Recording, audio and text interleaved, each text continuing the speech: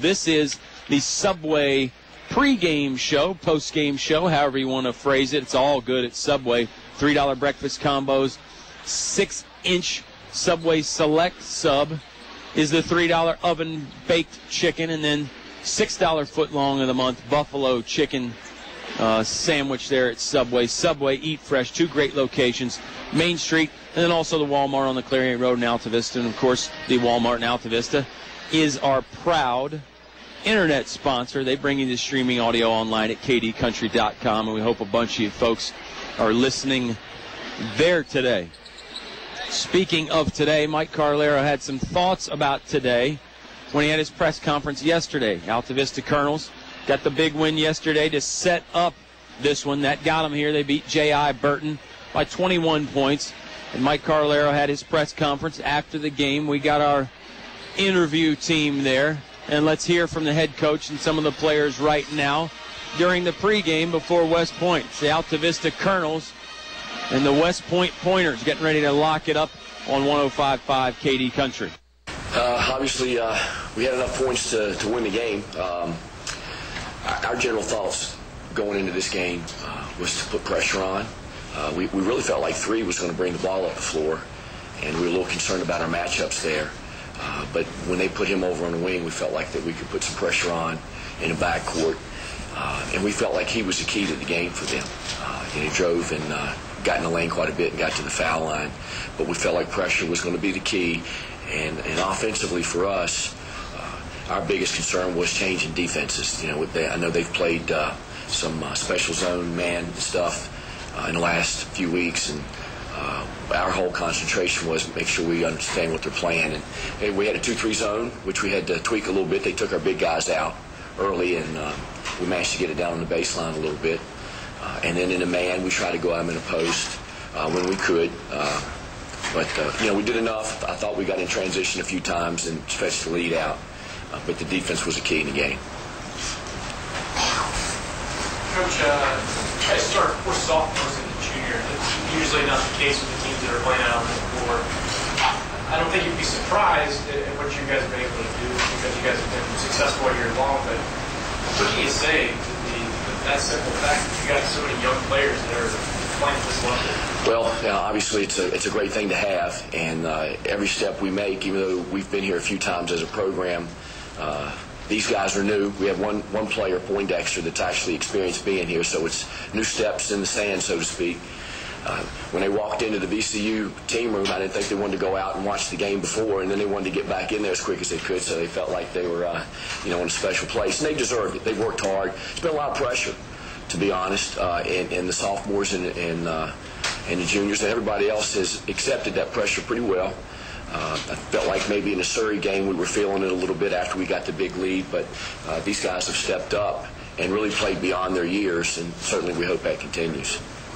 Hey, Coach, do you look at this team right here that you coach, the team that you coached when you had Kenny Hunt, when you said that this team is a little further ahead than the team that when you coached at Hunt and y'all won the state championship? Well, how will you compare them? It's an interesting comparison in that we did not have a lot of post-game with that group. We were more perimeter-oriented offensively. But that group, as sophomores and juniors, we went in the first year in single A and we lost the state championship to Nandua. The next year we lost a heartbreaker to Nandua in the semifinals. And then Kenny's senior year, we managed to win it here. So it's comparable in ways that they were youthful and got to this point 10 years ago. And these guys, now we told them to seize the moment. You never know what can happen from one year to the next, and that was our whole point at the beginning of the year. We felt like if we would, try to mature, things could happen for us, and we've been fortunate that it has. Max, let's talk about being here and having a chance to play for a state title. Well, it's special, obviously. Demetrius. Oh, I'm sorry. Go, Demetrius. I'm sorry. Good. That's good. Let me finish. Well, this is my first time being here, and I always wanted to come to VCU and play. So, yeah, that was a dream for me. And we had to play defense first, and offense would just come to us. Juan, what about you? I mean, this is, I don't know, want to see coming out party or anything, but throw a dump down the state semis and the way you guys executed and played so well. What was it like today? And you've kind of feeling it just like a lot of your teammates were today?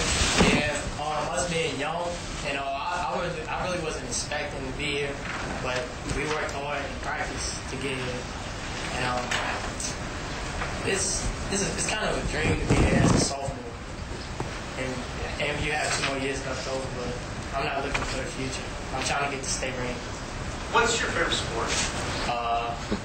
That's a hard decision right there.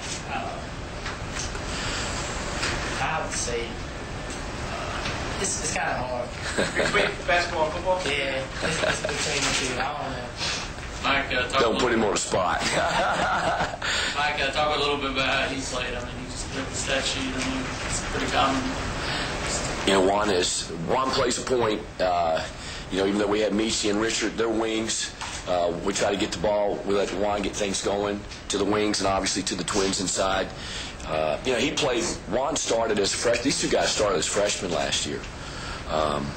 And they had a lot on them, and people took it to us pretty good, but we were in transition last year. We had back-to-back senior classes, 10 and 11. We were here in the state finals in 10, and 11 we lost in the regionals, but we had back-to-back senior classes, and we knew we were going to have that year when these young guys, and they're pups, but they knew they were going to grow up, and they had to get thrown to the wolves a little bit last year. But he's done a great job. Both of them have. They've been really focused the last couple weeks at tournament time, and that's the most important thing. And that's a lot. We had the biggest distraction you could have with bus issues last Saturday. It took us 3 hours to get to Salem.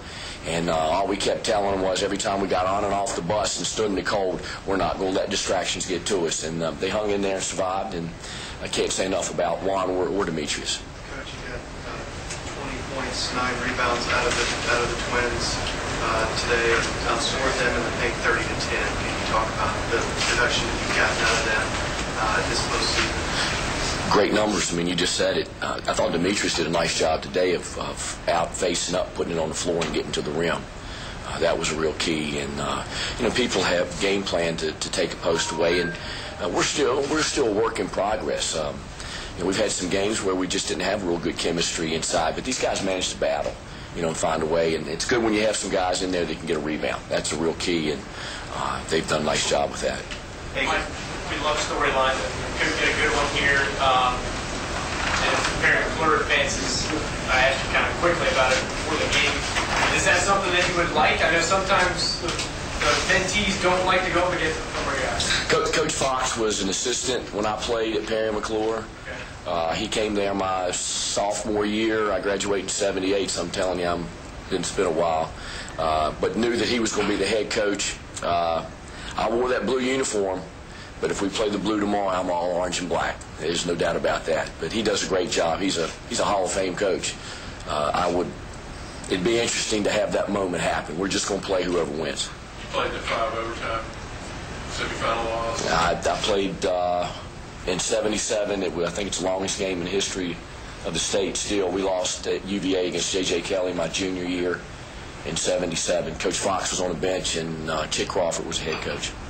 When you guys heard about how great a player They don't think I can play. I can't now, but it's played a little bit. Hey, Coach, I got a question. Now, how far do you and I have refereed a lot of your games back home and everything? What is the secret behind your program? I know that you got probably one of the most winning programs in that area with the small population of school, where the students go there. How do you go about getting those type of players and putting them into your program, and then you just win year after year? What is the secret behind that? First of all, you got to have good kids. Okay. And these guys are good kids. Good young men, I should say. And they're players, and they've played at a younger age. In our program, it's not real complicated. I mean, they hear it daily. Play hard, play smart, play together, and you better guard someone. And that's pretty much it. And there's nothing special. You got to have a lot of things in place, and I've been very fortunate to have a lot of things in place. Good stuff there from Coach Carlero, Juan Thornhill, and Demetrius Johnson in the interview room yesterday here at the Siegel Center after their big win over J.I. Burton. They were asking some questions about Perry McClure, and that's because Perry McClure was playing West Point in the other semifinal. Well, West Point won, so some of those questions are a little bit moot, but still interesting nonetheless. And it is the West Point Pointers from the Tidewater District, another Region A team that Altavista will have to face. We'll talk more about that and all kinds of other issues when we come back here on the Subway pregame show. About 8 minutes from tip-off, State Championship Friday, Altavista Colonels basketball on 105.5 KD Country. In the past century, our community has grown, and Finch & Finch Funeral and Cremation Service has grown too, alongside the families they've known for so long. Finch & Finch is proud to have served you over 100 years. A family business, Finch & Finch Funeral and Cremation Service, dedicated to your service. Finch & Finch Funeral Homes. We're here because we care. It's cold out there. Who are you going to call when that old heater finally breaks down? Select Air, 841-1580. Another question. Who are you going to call this summer when that air conditioner finally kicks the bucket? Select Air, 841-1580. 24 hours a day, 7 days a week. Never an overtime charge with Select Air. Call Donnie at 841-1580 for a free estimate or online at selectair.webs.com. A short drive will save you money. That's right. A short drive can save you hundreds, maybe thousands. The absolute best selection of new and pre-owned vehicles to choose from. Have a trade? When you make a deal, Feller Chevrolet will pay it off, no matter how much you owe. Slow credit? Don't worry. Drive away today in your new or pre-owned vehicle. Remember, if you didn't purchase your vehicle from Feller Chevrolet, you paid too much for it. Feller Chevrolet in Altavista. You're listening to award-winning coverage of the Altavista Colonels on 105.5 KD Country. Bob Alvis, Kyle Haney back with you. West Point and Altavista getting jazzed up for the guys. Let's do some final stats and players of the game, Kyle, real quick. For girls, TT Dew scored 9 points, had 3 rebounds. Sydney Morris, 9 points and 17 boards. 3 rebounds for Ryan Hedgepath, 7 points and 4 rebounds for Kayla Lee. Before fouling out, Kalia Donegan held to 2 points, 4 rebounds.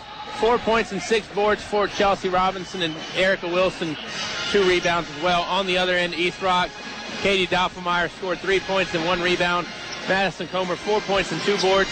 Sarah Cameron, double-double, 13 points and 10 rebounds. Jessica Lamb, 7 and 6, 8 points and 3 boards for Megan Nicholson. So really the lack of depth for East Rock didn't hurt them.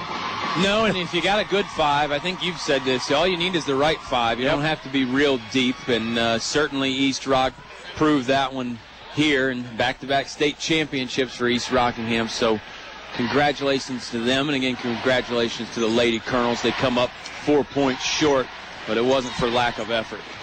No, certainly not. Let's go with players of the game. And, a stat that really sticks out to me, Haney, 42-29 on the glass for Altavista. Yeah, really dominated them on the glass. I mean, normally when you dominate somebody by that much in the rebounding category, you're going to win the game. But again, another testament to how good East Rockingham is, the fact that they were able to overcome that. Players of the game for Altavista, I'll let you, let's go East Rock. I'll let you go first. I have a feeling it might be unanimous. Yeah. Hard to go against Sarah Cameron. She hit those big shots there in the second quarter that gave them, gave the lead back to East Rockingham for good, and certainly gave them the momentum back for a while. So I'm going to go Sarah Cameron, but any of those starting 5 for East Rock, I mean, they all played pretty good. I'm riding your coattails, Davey. Cameron on that. I mean, Sarah Cameron really poured it in the second quarter, and even late hit those big free throws that really iced it. So I'm definitely going to go with Sarah Cameron as well. On the other end, Altavista. A little tougher, and I'm going to go with a little trick shot, something non-traditional, I guess, which Bob never likes, but I think he'll let me slide on this one. I got to go with the 4 seniors. I mean, they laid it all out there for the last 4 years of their career, 5 if they're on JV. TT Dews, Erica Wilson, Ryan Hedgepath, and Kayla Lee, 4 fantastic players, and they all played great. They just came up a little bit short in this one, although Sydney Moore, 17 rebounds, I think. Yep. I can't fault you one bit if you pick her as your player of the game. Well, I'm going to ride your coattails again and go with the seniors. I think Erica Wilson, was big this game, but big a lot of games for them. I know it's called the player of the game, but still, they're not here without Erica Wilson. TT Dews, three-point sharpshooter. They're not here without TT Dews. Ryan Hedgepath, one of my faves, just because she does all the little things that don't get noticed by the newspapers and the TV, but does a lot to keep the team together. And then, Kayla Lee. I mean, Lee comes from good roots, so I've got to give Kayla Lee my player of the game as well. So threw a curveball at you. I like that. I threw the curveball at you, and you just knocked it right into the gap for a double, and definitely the four seniors had fantastic careers. They deserved it, and like I said, big props to Sydney Morris for 17 rebounds. Nice game for her again. Okay, time to go with the boys here. Altavista and East Rock. West Point. At least Rock on the brain. At least it's a directional school, so that'll help me out. We will kick off with the lineups and more right after this final timeout on the Subway pregame show on 105.5 KD Country. English Construction Company has been in the building business since 1932, so it's only natural that they appreciate the building process. They recognize the fact that organized sports programs build character as well as bodies and minds. They know that high school sports build our youth into more well-rounded and more productive adults. English Construction Company is proud to be a sponsor of high school sports and salute all athletes, coaches, and teachers. A word of praise and encouragement from English Construction Company with offices in Lynchburg, Virginia. If credit card processing is important to your business, I can help. I'm Ramonda Davis of First National Bank, and I'm your local e-commerce officer for merchant card and other electronic business products. Local means I live in Central Virginia. I'm ready to come see you and respond quickly to what you need. Local means I'm focused just on your business needs. For the latest in electronic payment technology and competitive pricing, contact me, Ramonda Davis. First National Bank, member FDIC, equal housing lender. You can buy paint from any old yahoo who knows nothing about paint in one of those big box stores.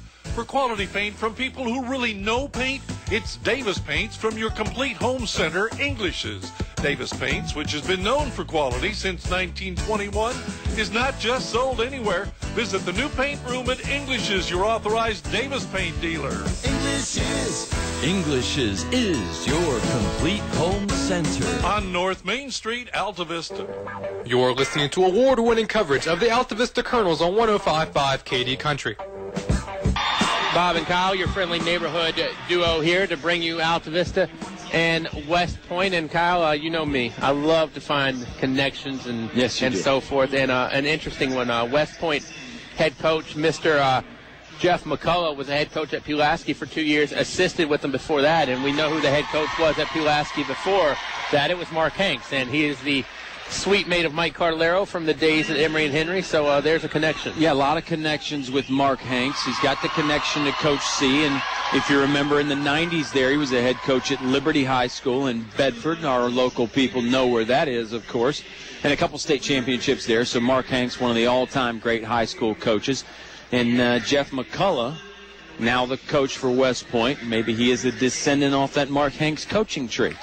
Second year for Coach McCullough here at West Point. Really kind of nuked everything. I mean, the program was kind of stagnant a little bit. So Coach McCullough comes in, really got the guys to buy in. And you'll be able to tell he's a Mark Hanks guy because he does a lot of that 5-for-5 stuff. Right. Up-tempo basketball. That's what we'll see from West Point. A lot of full court pressure. 5-man substitutions coming in a whole lot. In the second half, he'll keep maybe more your traditional 5 out there, but we'll still sub some. And we saw West Point play before the girls in the state quarterfinal, and we saw them play yesterday as well. So Bob and I do have a little bit of a decent scouting report on the Pointers. Wow, unlike most of the games where we're completely unprepared.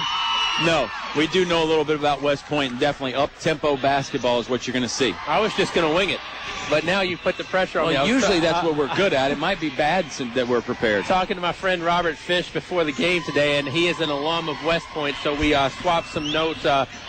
Rarely do I get expert put in front of me, but I got to give him the Altavista lowdown. So let's start with the starting lineups. I'll go with West Point here. They're going to start number 3, L.A. Allen, a 6'1" junior guard. Number 15, Austin Matthews, 5'9" sophomore guard. 5'10" forwards, Neil Washington. He'll wear number 20. He's a junior. Martin Doyle, he's one of the captains of this group, 6'1" senior forward, and Jeffrey Garant, he is a 6'1" junior forward wearing number 34. On the other end, Altavista is going to counter with this. They'll start number 1, Michi Malbeck, a 5'8" sophomore guard. Juan Thornhill, a 6'1" sophomore guard. Demetrius Johnson, a 6'3" sophomore forward. His twin brother, 6'4", Darius Johnson, listed at center, wears number 10.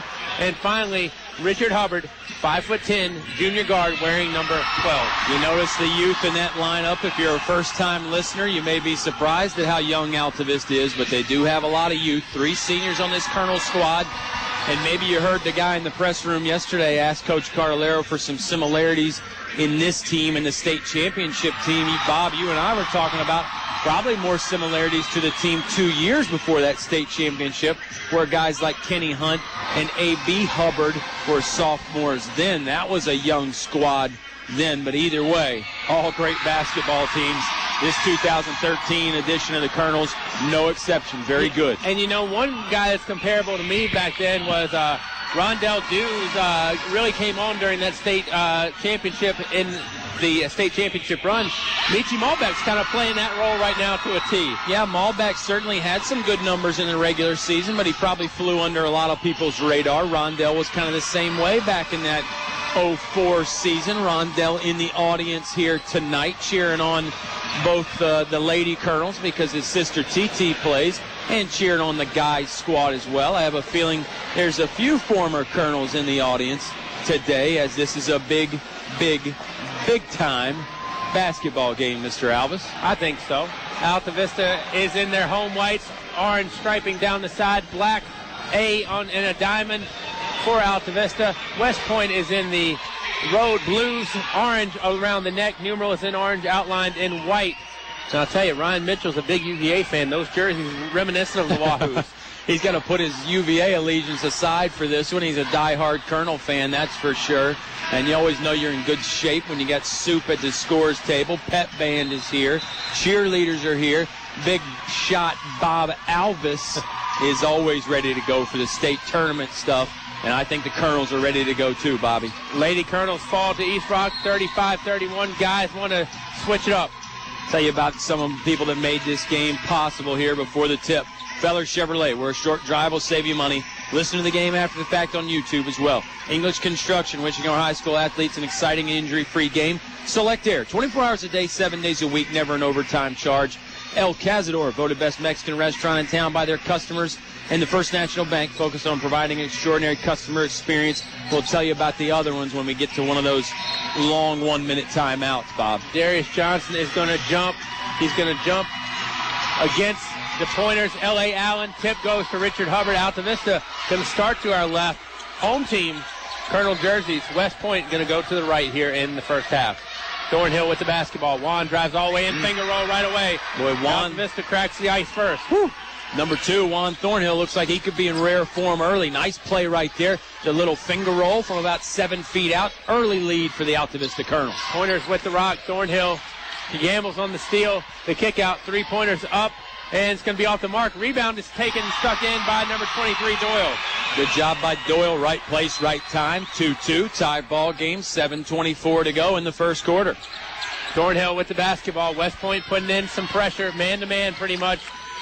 As Neil Washington's guarding Thornhill. Off to Michi Malbeck, right side. Now lobs it over top to Juan. Left side, Thornhill. Bounce pass, stuck inside to Darius Johnson. Johnson, fall away, short little soft hook.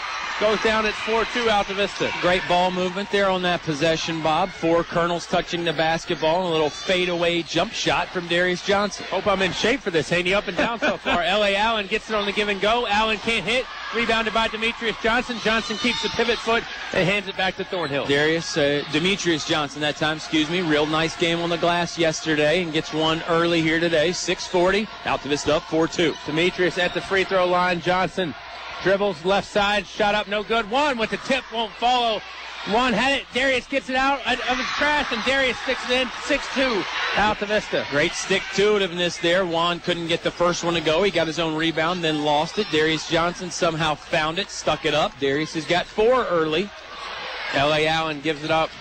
Basketball in the hands of West Point, not for long. Michi Malbeck with the steal.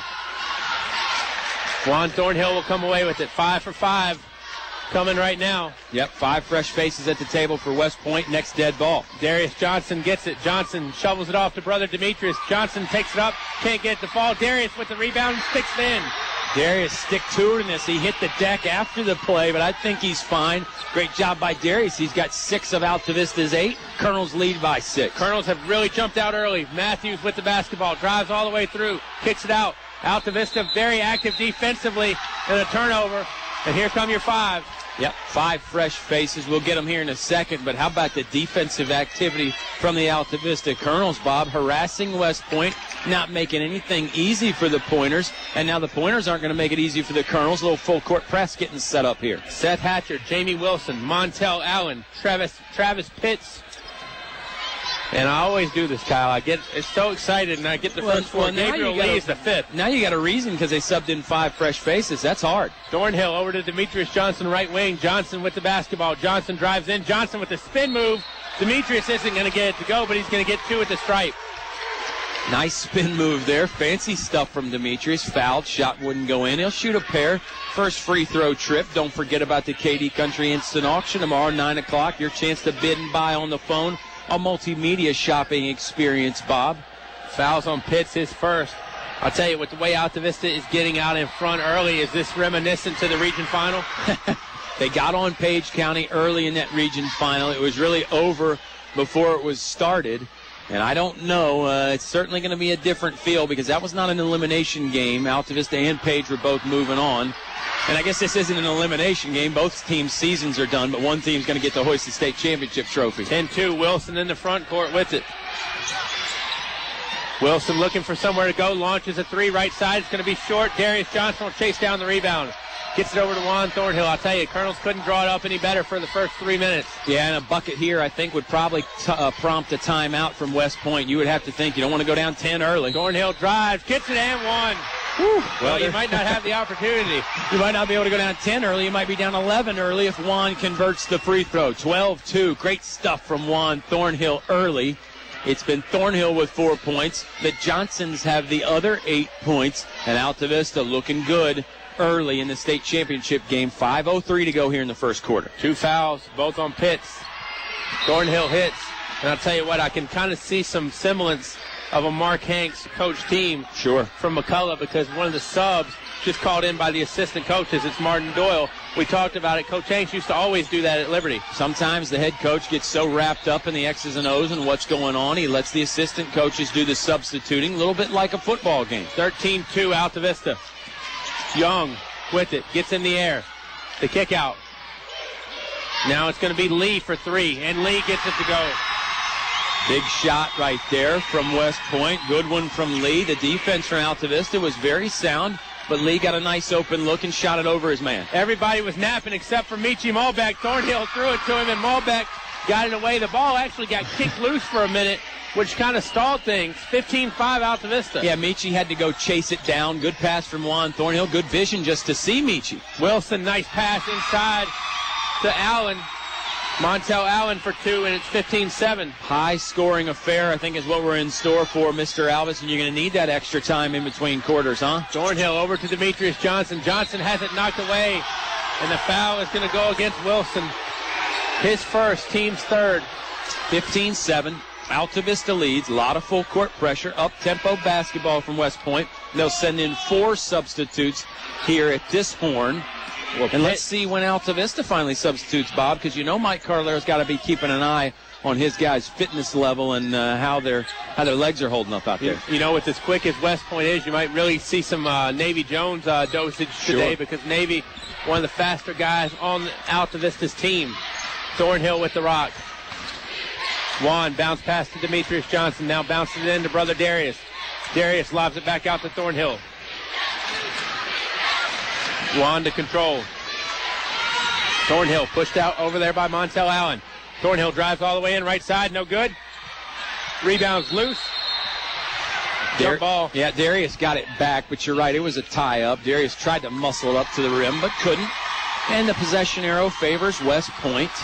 West Point, we've been talking all game, Bob. Very quick, very athletic. reminiscent sort of to Dan River a little bit in that respect, their athleticism. Don't think they're as quick as Dan River, but that doesn't mean it's easy on Altavista at all. Not as long, for one thing. Good point. 15-7.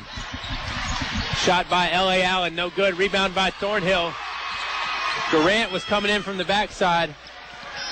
Now Thornhill with it. Good job by Juan, one of the best rebounding guards in the business. Maybe we should stop saying guard. Maybe we should just say one of the best rebounders in the business. Left side, now middle of the floor. Now I'll tell you, if somebody gets in foul trouble, I kind of don't know how the 5-for-5 gets adjusted with the substituting. Thornhill with the basketball. Well, I think brings it around right side. I think Coach McCullough is a little bit more traditional with his subs in the second half. You know, you play a bunch of guys early and then see who's working out the best. Ball back, comes around the left side, scoops it in with the layup at 17-7. Caught us by surprise. Michi loves the little up and under layup. 17-7, back out to a 10-point lead. I tell you, this has got to be one of the Colonels' higher offensive outputs for quarter one in a while. Shot up, no good by West Point, rebounded by Thornhill. Thornhill gets out of there, and they're going to call a walk on Juan. Juan was sandwiched by about 3 or 4 pointers. Yeah, tough break there for Juan Thornhill, and he even tried to dribble out of it. You can make a case he kept the dribble to the floor, but it is a travel nonetheless, according to the officials. Gives West Point the basketball underneath their own basket. 2:36 to go in the first quarter. 17-7, and here comes Eric Poindexter, first substitute of the game for Altavista. Canavis Jones not far behind. It's funny, I saw there Mike Carlero uttering his displeasure, saying, "Where's the foul?" And then 2 rows back is Ashley Carlero getting up, doing the same thing. The apple does not fall far in this case. 17-7. And I'll do Coach Carlero's shout-outs here at some point during the half, too. Allen loses it. It's going to stay here. Actually, no, it's going to go the other way. Yeah. One official overruled the other. They're talking about, hey, what kind of angle did you have? And they do say it goes back to Altavista. So maybe the Juan Thornhill travel evened out there. And Juan will do the inbounding about 6 feet from us. Thornhill with the basketball. Now over to Eric Poindexter. Poindexter in the backcourt. Poindexter left-hand dribble. Poindexter still in trouble. Gets it across with a pass. Picked up by Thornhill. And they're going to say it went out of bounds. Well, it looked like Juan had possession the whole time, so I think the West Point fans are wondering, well, if it was out of bounds, shouldn't it have been out of bounds off Altavista? Altavista going to keep it. And Juan now inbounding a little further down from us now. Colonel's going right to left. Thornhill over to Darius, back to Juan. Thornhill left side layup is going to go down. Juan extends the lead to a dozen, 19-7. L.A. Allen for 3. It's good. 19-10, just like that. Big shot. West Point doesn't take long. Demetrius had a hand in his face, and West Point wants to take a timeout after their three-pointer. 30-second break. We'll take one as well. 19-10, Altavista, 2:08 to go here in quarter one on KD Country. Get ready for dazzling ball handling tricks, high-flying slam dunks, and hilarious family comedy. Join the Harlem Ambassadors basketball show on Thursday, March 21st at Altavista High School as they take on the Rotary All-Stars. Get tickets for $5 at Subway and Steve Farmer's Auto Sales or at the door for $7. All proceeds benefit the Altavista Rotary Club Scholarship Fund. For more info, call 841-0063. The Harlem Ambassadors. It's not your grandfather's basketball show. You're listening to award-winning coverage of the Altavista Colonels on 105.5 KD Country. Altavista leads 19-10. Scott Wilson, our colleague who has worked with me a few times, listening back in Lynchburg. So a big hello to him and echoing the Colonels off to a good start. 19-10. Absolutely. 9-point lead. I got a feeling we got a bunch of people listening. We're going to have to send shout-outs all night, Bob. Eric Poindexter with the basketball. Poindexter over to Juan Thornhill. Thornhill in the front court. Right side to Navy Jones. Canavis for 3. It's going to be shy. Rebounded by West Point. Pointers come down this way. L.A. Allen with the basketball. Allen bounce pass inside. Now back over to Wilson. Wilson gives it up. And Juan Thornhill skies for the block on Gabriel Lee.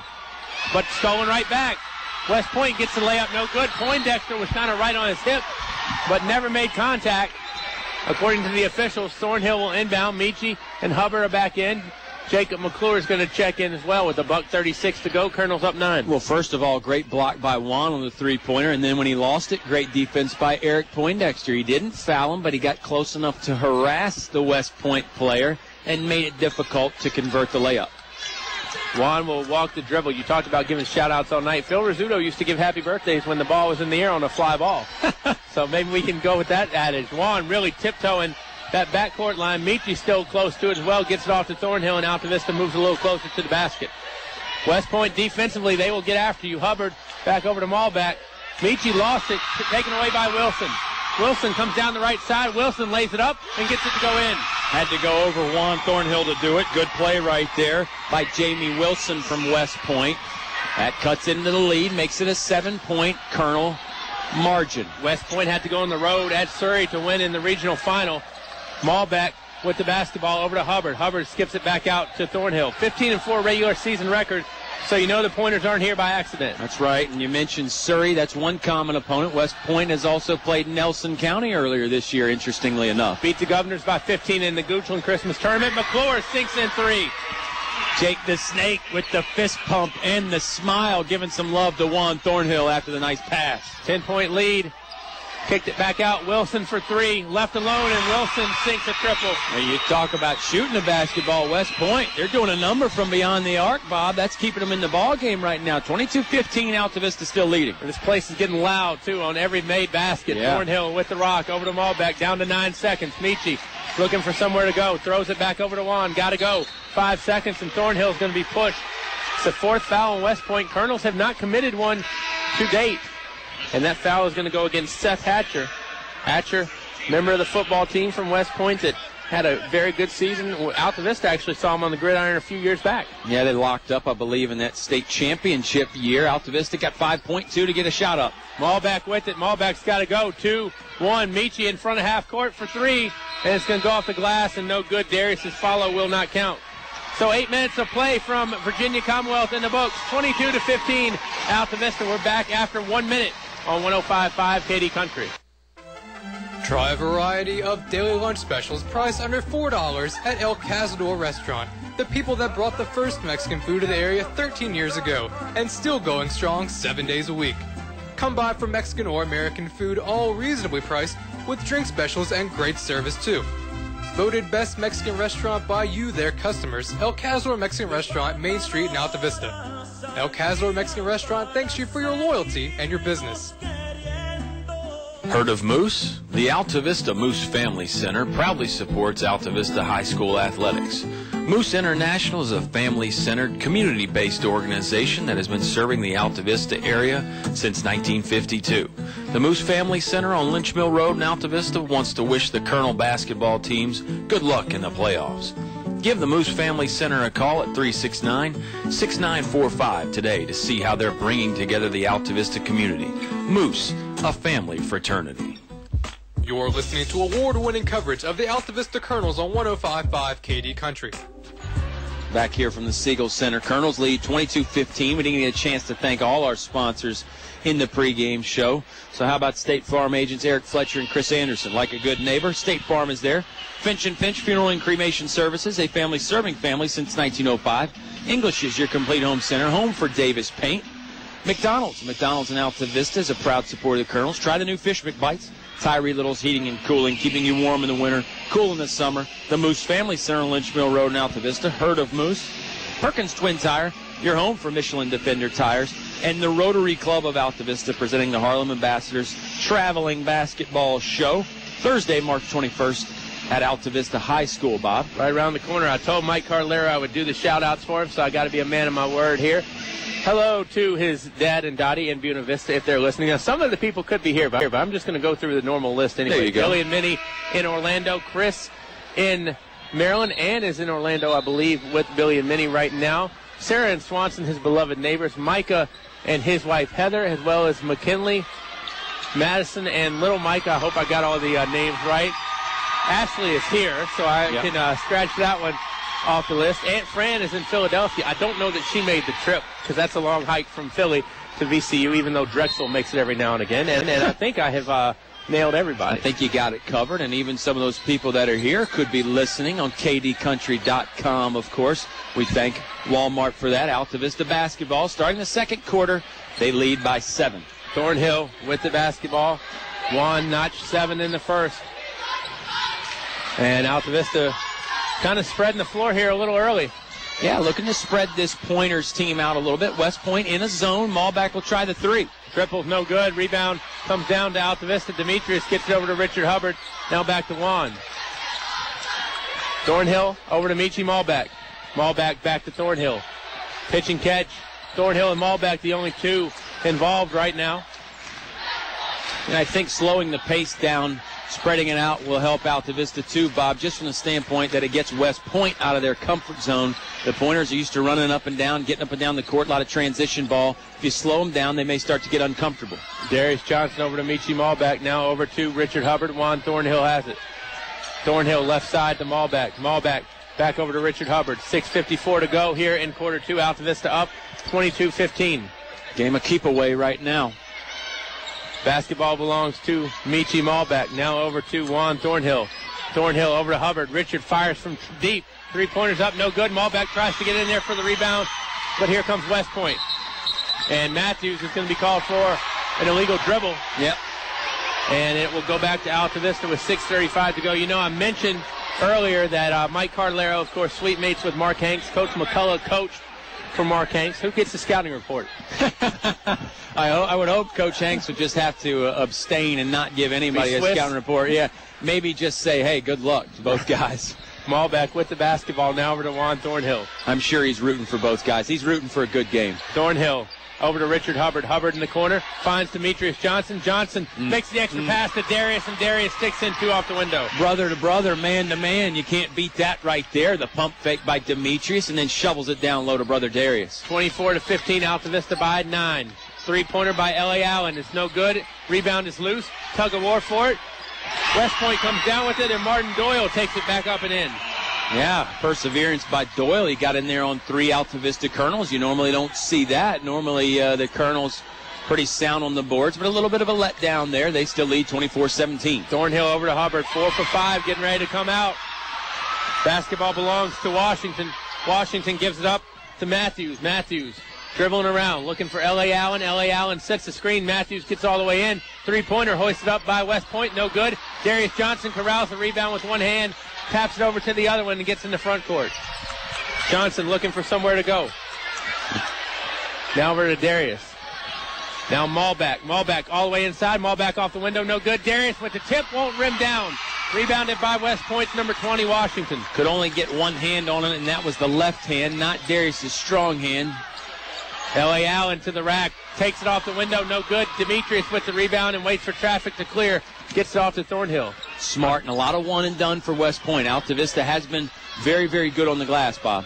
Thornhill jumper from outside the free throw line. Gets it to go down, and Altavista back up 7. Juan Thornhill is just good from everywhere. Altavista out-rebounded West Point 9-3 in the first quarter. West Point drives in. Foul is going to go against Malbeck. Matthews will be at the line. Malbeck with a little sigh there. Couldn't believe it. Just the first team foul on Altavista. Again, nice byproduct of their great man-to-man defense. 26-17. Colonels lead by 9. I'll tell you what, Haney, I'm feeling a breeze a lot, too, with the up and down. Yeah. Their stat sheet almost went flying. Yeah, we're right here courtside. We're on the opposite side of the benches, but when people come up and down this side, we do get a little bit of a wind action. Matthews hits the first. 26-18. Some fresh faces in for the Pointers. Jamie Wilson is in. Seth Hatcher's in. Austin Matthews is at the line, and they join Montel Allen and number 23, Martin Doyle, out there. And I believe Mr. Matthews is going to be spelled if he can make this free throw and cut it to 7. And for the Colonels, you have Malbeck, Thornhill, Hubbard, and Darius and Dimitri. No, excuse me, Jacob McClure in the ball game. Now Darius is in, Demetrius is out. Jacob McClure came in there. Gabriel Lee is into 26-19. And Mike Cardellaro now saying that they had 6 players on the court. He thought West Point had 6 guys in after the free throw because apparently the sub came in, but the free throw shooter didn't come out. Darius Johnson with the basketball being pressured, gets it off to Thornhill. Altavista might have to burn something, but Thornhill gets ahead and bailed out by the foul. Foul is against Hatcher. Yeah, you mentioned they might have to burn a timeout. You only get 10 seconds in the backcourt. I'd say Altavista used up about 8.5 or 9, wouldn't you, Bob? Yeah, it was some time. It was close anyway. I didn't have the old stopwatch out, but it was definitely on the north side of 6.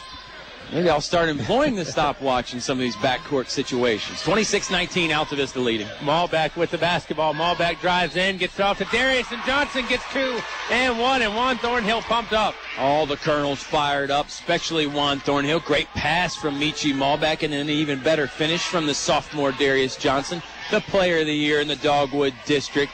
Great finishing inside from Altavista today, Bon. They're making the most of when they get it close to the basket. Substitutes for the Colonels. Go Foul ahead. against Allen, by the way, his first. I believe that is the 7th now on the pointers. I think you're right. Shot up from Darius is good. Brother Demetrius at the table. We'll check in for his brother on the court now. Demetrius Johnson, Eric Poindexter, Juan Thornhill, Jacob McClure, and Canavis Jones in the backcourt, applying a little one-man full-court press of his own. He's the only Colonel there in the backcourt now. 10-point lead for Altavista, 29-19. You know, you talked about there might have been 6 on the floor at one time. I remember talking to Chris Carr, who used to be the head coach at Stand River, before they played Altavista in the Christmas tournament. I said, how do you simulate the defense of Altavista? And he said, we practice 5-on-6. Yeah. Foul against Navy. Yeah, just riding his man, Jamie Wilson, just kind of hip-checking him all the way up the court. Never really broke contact, and apparently the official had enough of it. First foul on Navy Jones, second one on Altavista as a team. And a stoppage. I don't think a lot of people, they would like to play 6-on-5 against Altavista because the Colonels are so tough at points. Yeah. And we'll see what the... Sometimes that's how you can simulate a team's tough defensive pressure. One official came over to the table, and he was gesturing to the player's uniform. Like, I don't know if something came off the uniform or who knows. I don't think it was blood, because then you got to exit. Yeah, a little stoppage in play here, and West Point now will inbound on the sideline right in front of that scorer's table. Basketball in the hands of Jamie Wilson. Wilson's dad was a point guard on the 85 state team that West Point had. Juan Thornhill with the basketball, gets it off to Canavis Jones. Navy drives, now pulls it back out. Navy's in trouble, double-team trap. Looking for somewhere, and Jacob McClure all alone underneath the hole. Navy, good job to find him as well. 31-19 Altavista by a dozen, and the ball is loose. McClure dives in after it, keeps a hold of it, jump ball. And Altavista keeps the arrow. No, West Point has the arrow. Oh, pardon me. But Altavista really should have kept possession because a West Point player dove in there with no intention of tying up the ball. He just dove on Jacob McClure. No foul, though, but give Jake the Snake a lot of credit. He gets the two-pointer on one end, and then the tough tie-up hitting the floor left a little skin. That'll be a nice donation out here to the Siegel Center that I'm sure they don't want, but Jacob McClure doesn't mind giving up a little. Medical Center may be able to use it. 31-19. I'll tell you, McClure threw his body at harm's way in that one. Wilson for 3. Triple is going to go down. Jamie Wilson sinks it from the right side, 31-22. Yeah, Full-court press. Pointers continue to be good from beyond the arc, Bob. Offensive foul against Demetrius. And Johnson slow to get up. Bumped his head a little bit. Give number 10, Montel Allen, good credit there. Stood in front, timed up Demetrius. He saw the lob pass. He knew he couldn't steal the pass, but he just stood in front of Demetrius. Demetrius never saw him, plowed him over. Third team foul for Altavista. Colonel still up by 9, 3:34 to go here in the second quarter. Michi Malbeck, Juan Thornhill. Well, driving is West Point and one. Durant gets into, and West Point could cut this to 6. Yeah, Jeffrey Garant, good finish there for West Point. And one situation, got a chance from the foul line. 3:31 to play in the second quarter. Subway halftime show sure going to be interesting, huh, Bob? First free throw, no good, and I don't know if it was a lane violation or a rim violation, but it was one of the two. Yeah, Garant seemed like he took off as soon as he shot it. He knew he wasn't going to make it. I mean, I know I like to say Juan likes to get to the hole after the second free throw, but Garant was on light speed. It was almost like a runner, that you shoot in the court. I mean, as soon as he shot it, he was gone. Thornhill looking for somewhere to get it into, throws it to an area, and Richard Hubbard is there. Hubbard in the backcourt. Now throws it back towards Juan. Juan slipped. And Altavista wants a timeout. Mike Cardellaro will employ a timeout. It will be a 30. We will observe it as well. 3:26 to go. Colonels 31. West Point 24 on 105.5 Katy Country. It's cold in here. Will your heating system keep you warm this winter, or will you spend a cold evening shivering under the covers? Have your heating system inspected today by Tyree Little's Heating and Cooling. Kent Tyree has over 20 years experience and specializes in heating, air, plumbing, and electrical. Licensed and bonded. Call for an appointment today. 309-2266. 309-2266. Tyree Little's Heating and Cooling. You're listening to award-winning coverage of the Altavista Colonels on 105.5 KD Country. Bob Alvis, Kyle Haney alongside, and KH, this one's for all the marbles. You know what I like to say about Game 7s. I mean, this is your Game 7. Everybody, all hands on deck. Everybody's available for any situation. You got to be ready for any situation. Coach Cardellaro didn't like the way things were going with the Colonels situation. Takes the timeout. Couple turnovers there by Altavista. Their defense has been pretty good, though, Bob. You know, West Point really doing bulk of their damage from three-point land. Wilson guarded by Hubbard. Wilson, he's popped a couple. Now gets it over to Austin Matthews. Matthews throws it. Mike Cardellaro out of eligibility, but makes the catch. He secures it and looks at Jacob McClure and then gives him a little bit of a joke or a smile and says, hey, that's how you do it, Jacob. And Jacob laughing. Now Eric Poindexter's laughing as Coach Cardellaro and the referees share a laugh. At least Coach C is loose. You know, back in the day, he might never smile in a game. He's laughing and joking around. Thornhill with it over to Richard Hubbard. Still serious, though. Still Absolutely. Wants to win. Yeah. Now back in war stance on one knee. Basketball belongs to Thornhill. Gets it off to Hubbard. Now over to Juan. I'll tell you, West Point is a lot like Altavista in my mind because who's a good one? They're all good. Right. Thornhill drives into the free throw line, leaves it to Demetrius Johnson. One step to the hole, gets it off the window and in. Again, another great finish by Demetrius. Very high contested. Took some contact. And another great pass from Juan Thornhill. Wilson with the miss. Gets his own board. 33-24. Three-pointer hoisted up. Demetrius Johnson in the face of the shooter, that being Durant. And they're going to call a foul. And I think it's going to go on the floor. Yeah, you're right. I want to say it's against Darius. I think you're right there as well. 15 foul on Altavista. Just the first one on Darius Johnson. Jacob McClure checking back in the game for Richard Hubbard. 33-24. Another 9-point lead for the Colonels. About 2.5 minutes to play here in the second quarter. It was 4-0 in fouls at one point. The Colonels have caught up. Yeah. 6-5 now. West Point. Altavista going to the line 1-1. On the next one, Darius Johnson, active flippers on that one. Johnson doubled, and they're going to call a foul. And I think it's going to go against Durant. Yeah, Darius going to head to the free throw line, going to shoot a 1-and-1. 17 fouls on West Point. You were right. It was against Durant, his first. That's the other good thing about the way West Point substitutes, Bob. You're running a lot of players in and out. So you don't pick up as many fouls on any one guy because, hey, he's coming out in another minute anyway. Right. So there is some benefits to using that substitution pattern, although I think you'd agree they have slowed down on that a little bit here lately in the second quarter. Darius Johnson at the free throw line, Dogwood District Player of the Year. Hits the first 10-point lead. I absolutely would concur with that wholeheartedly. You know, and I think it's good, I mean, because you're getting 10 people used to the flow of the game quickly. Yeah, right. So, I mean, it's not like you're bringing in a cold fish late. Johnson misses. Guess who with the rebound? Juan Thornhill. Thornhill loses it. Going down. Malbeck on defense. Here comes Durant. Tries to stick it in. No good. Darius with the board. Johnson over to Thornhill. Now Malbeck with it. Michi zigzags his way and finds a seam and gets up the floor. Malbeck all the way, has it blocked, and they're going to call a blocking foul on the floor. It's going to be 2 shots, I believe, but it was Neil Washington who's going to get called for the foul. Yeah, Washington saw that Michi had a full head of steam. Michi dribbled the ball about 60 feet or so all the way to the basket very quickly. His shot was blocked, but it wasn't blocked by Washington. Washington was just trying to take the charge, and he got in there a little bit late. 2 free throws for number 1, Michi Malbeck sinks the first. That makes an 11-point Altavista lead, 35-24. We talked about halftime couldn't come soon enough for the Lady Colonels.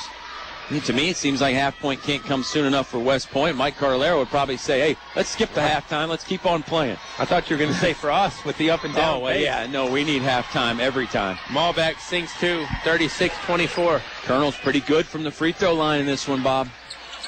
Colonel's up a dozen. Minute 49 to go in quarter number 2.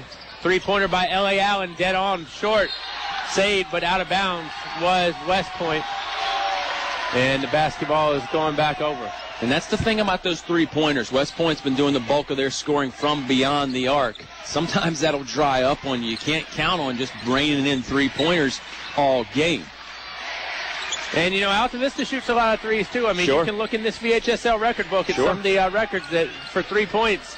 And Altavista's got their name to a few of them. Johnson's going to be fouled by Wilson. They got one tonight, and that's by McClure. This foul will send Demetrius Johnson back to the free throw line. And I'm just so impressed with the Johnsons as the season has gone on and how good their free throw shooting has got, Bob. Knock on wood. Don't want to jinx Altavista. But Darius and Demetrius have looked very, very comfortable from the free throw line, particularly in the postseason. Well, not only that, but Demetrius has really, been a stopper defensively lately for Altavista, too. Yeah, you're absolutely right about that.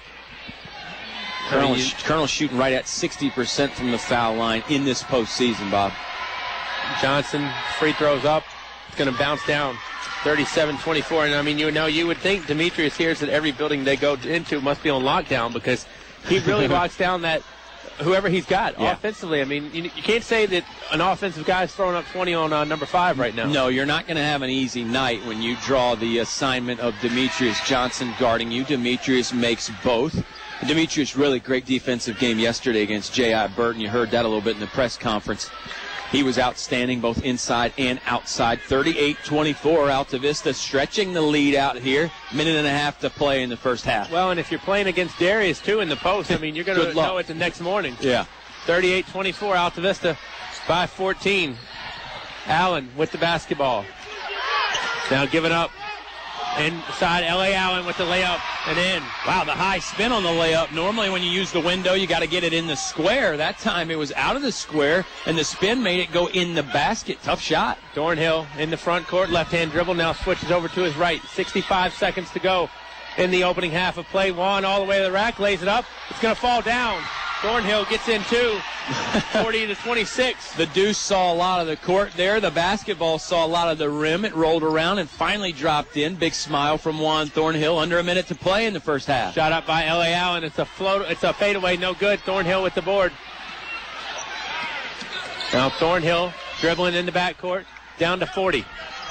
You think Altavista wants to hold for one, Bob? That's normally the question we ask in these situations. Every time I say that, I'm wrong, though. I know. So I'm gonna. That's why I brought it up. I'm going to plead the fifth. You've said that you're right, Bob, so many times today. I like that. McClure's in a battle down low. And that foul is going to go against West Point. Yeah, West Point fans behind us can't believe it. The Colonel fans are opposite from us for the most part. It's on Montel Allen. Yeah. Pep band is to our right. It's going to be 2 shots because West Point's in a double bonus, Bobby.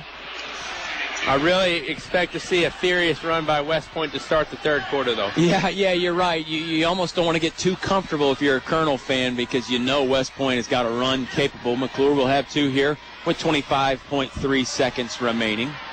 Everybody moving. It's 2 shots. Yep.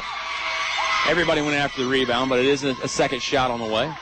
I'll tell you, Coach McCullough is really one of those guys that seems like he's working the officials silently. Just gave the official, really kind of just keeps looking at him, but it's not really saying anything. Yeah, sometimes that's the best way to do it. 40-26. Knocks down the second, 41-26. McClure, 1 of 2. Let's see if the Colonels can get a defensive stand heading into the locker room or maybe even get the basketball back on one last try here in the second quarter. If you're West Point, you would like to have some points going into the quarter just for some momentum. Matthews with it, guarded by Malbec. Matthews comes around the right side, now over to L.A. Allen. Down to 6. Allen guarded by Demetrius. Allen will pull it from deep. Demetrius might have gotten a piece of it. Darius with it. McClure will launch it from deep, and no good. And Demetrius and Darius, we'll probably talk about that one at the dinner table for a while because Demetrius wide open down there. We've played a half from Virginia Commonwealth University. Colonels 41, West Point 26. We're back after this on 105.5 KD Country.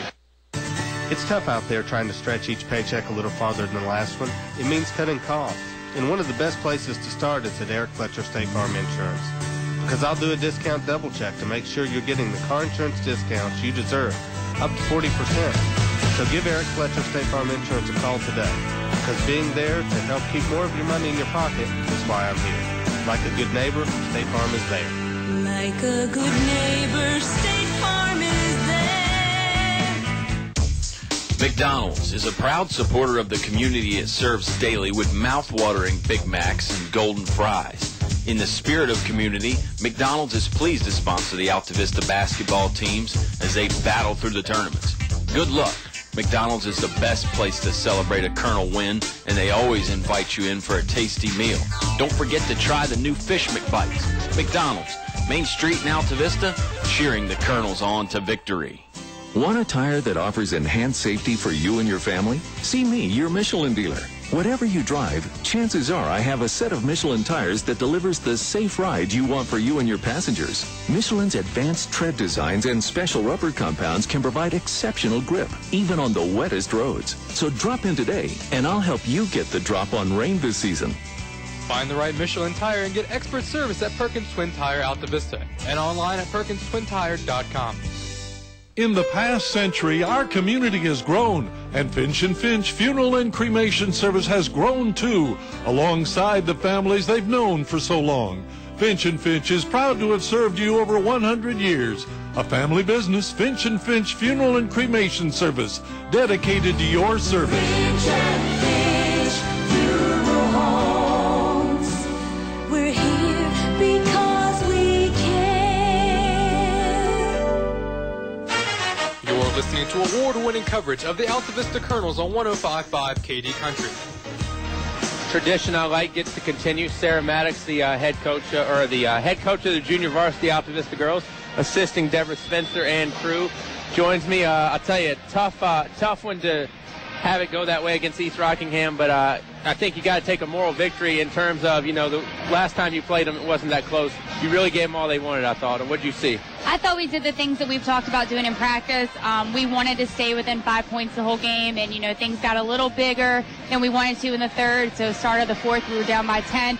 But, our girls fought back, and they played so hard, and they did the things that we talked about doing all week. And, once we found out yesterday we'd be playing them again, we knew we'd been working hard, and we had a game plan. What was the message in the locker room to the girls before the game?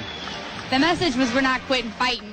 We gave them a run, and we were up in the first half, and we looked good. That momentum swing right at the start of the halftime was tough for us, but the girls came in, and it was a tough message in the halftime. Yeah, and I've always said, and you can echo this about Deborah Spencer squads. Talent is there, sure, but they're going to really work hard. Oh, absolutely, and we're going to leave it on the court, and that's one of the things Kayla Lee said after the game. The girls sitting in the locker room talking, and that said, you know what, we left it on the court, and absolutely the girls did. They left everything on the court. Not many dry eyes leaving the court, and let's touch on the four seniors for a minute. Wilson, Lee, Hedgepath, and TT.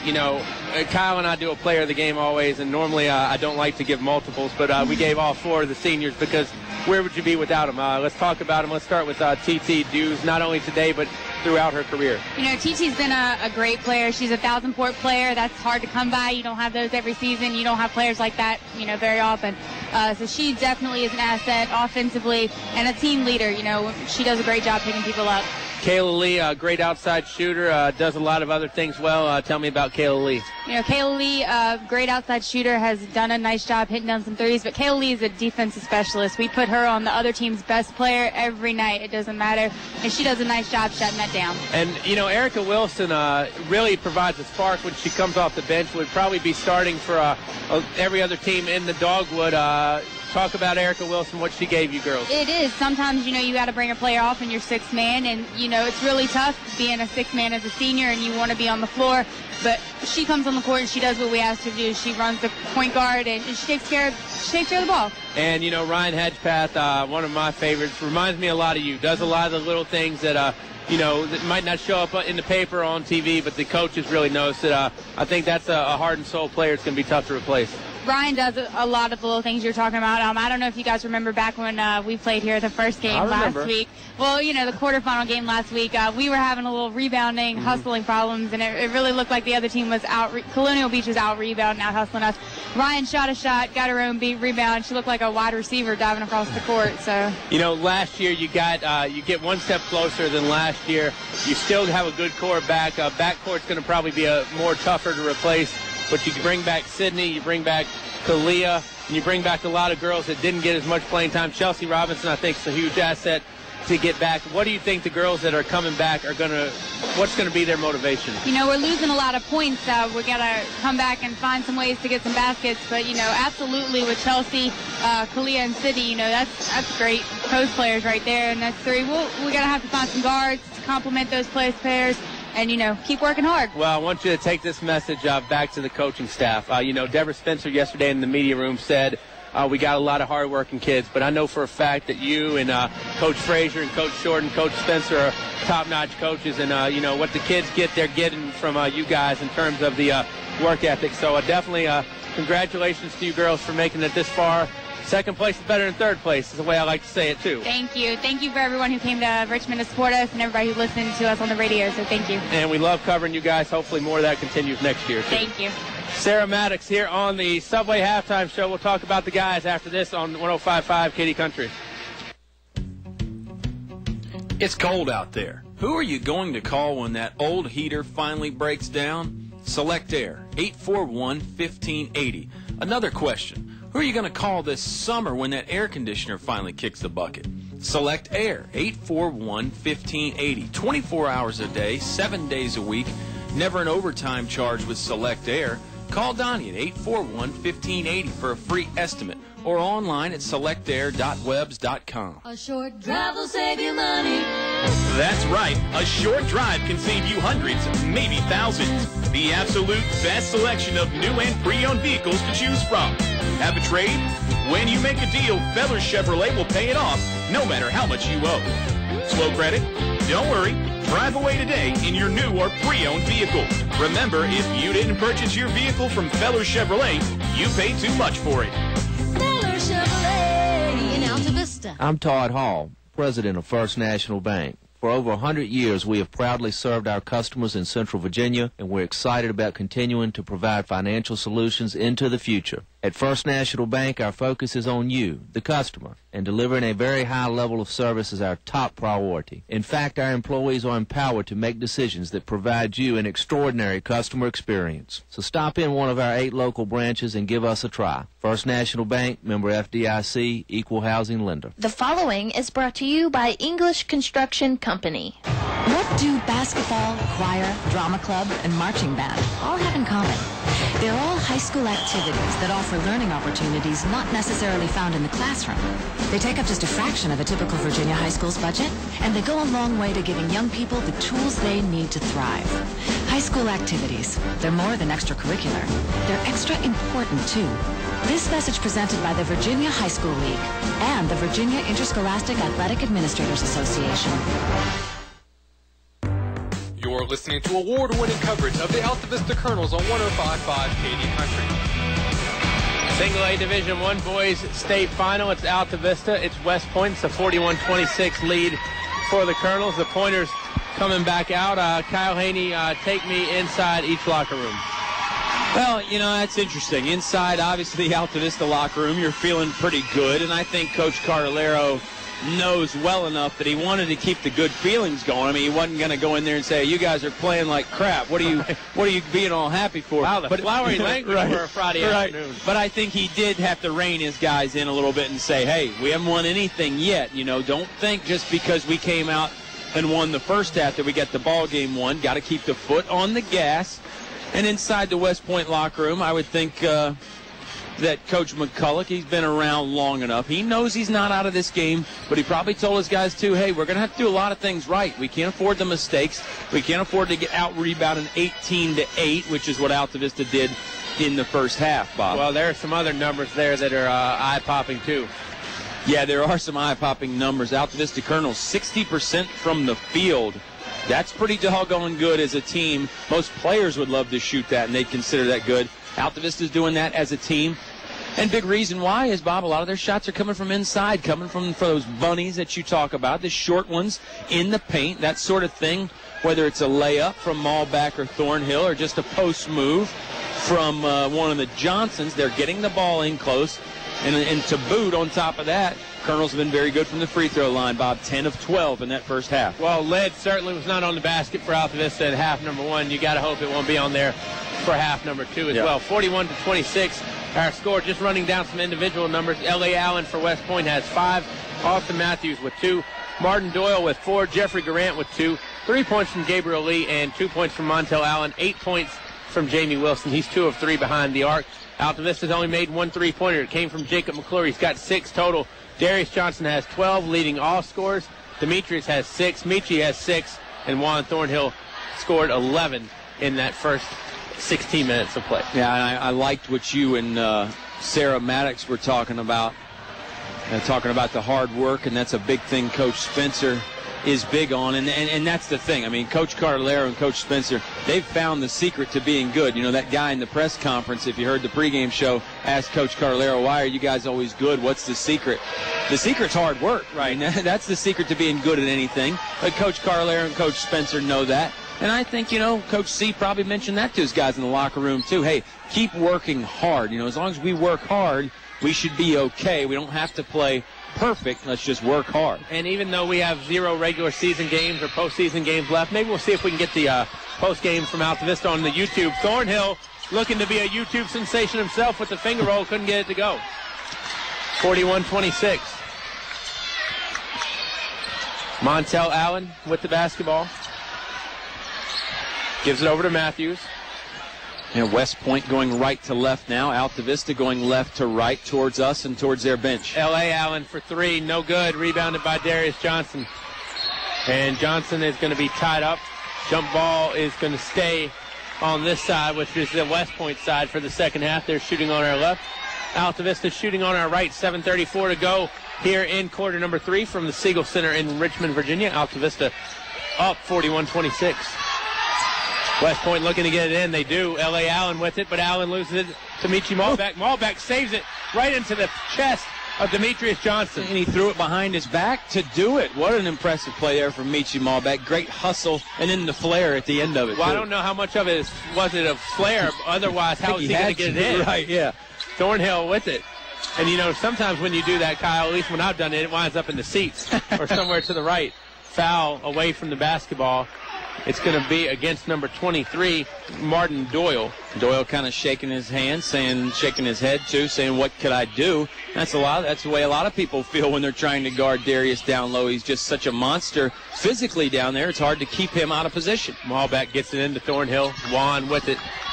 And then you talk about this Colonels team, very young, only 3 seniors, and they all play a key part, but really don't have a lion's share of the minutes right now. Thornhill trying to break a count. Gets all the way to the rack, all the way, lays it up and in, off the window. Juan Thornhill, big players come to play in big games. Absolutely. He did that in the regional championship game. Seems like he's doing it now. When the deuce gets loose, he's hard to stop, Bob. Number 2, Juan Thornhill. 43-26. Kicked off to Garant. Garant fires from deep, no good. Rebounded by Darius Johnson. Now off to Michi Malbeck. Malbeck in the front court, breaks midcourt. Malbeck all the way to the rack, lays it up and lays it in. Michi all the way to the hole. And Altavista's up 19. We'll call that 94 feet by Michi Malbeck. Great stuff, weaving in and out of traffic. Pass is taken away by Darius Johnson. Altavista starting off quarter 3 like they started off quarter 1. Score here makes it a 20-plus lead. Thornhill, right side, lays it up and in. Timeout, Coach McCullough. He wanted to get 5 for 5, but 5 for 5 is going to happen after the timeout. Altavista up by a blackjack, 47-26, 21-point lead with 6:08 to go in quarter 3 on WKDE. Get ready for dazzling ball handling tricks, high-flying slam dunks, and hilarious family comedy. Join the Harlem Ambassadors basketball show on Thursday, March 21st at Altavista High School as they take on the Rotary All-Stars. Get tickets for $5 at Subway and Steve Farmer's Auto Sales or at the door for $7. All proceeds benefit the Altavista Rotary Club Scholarship Fund.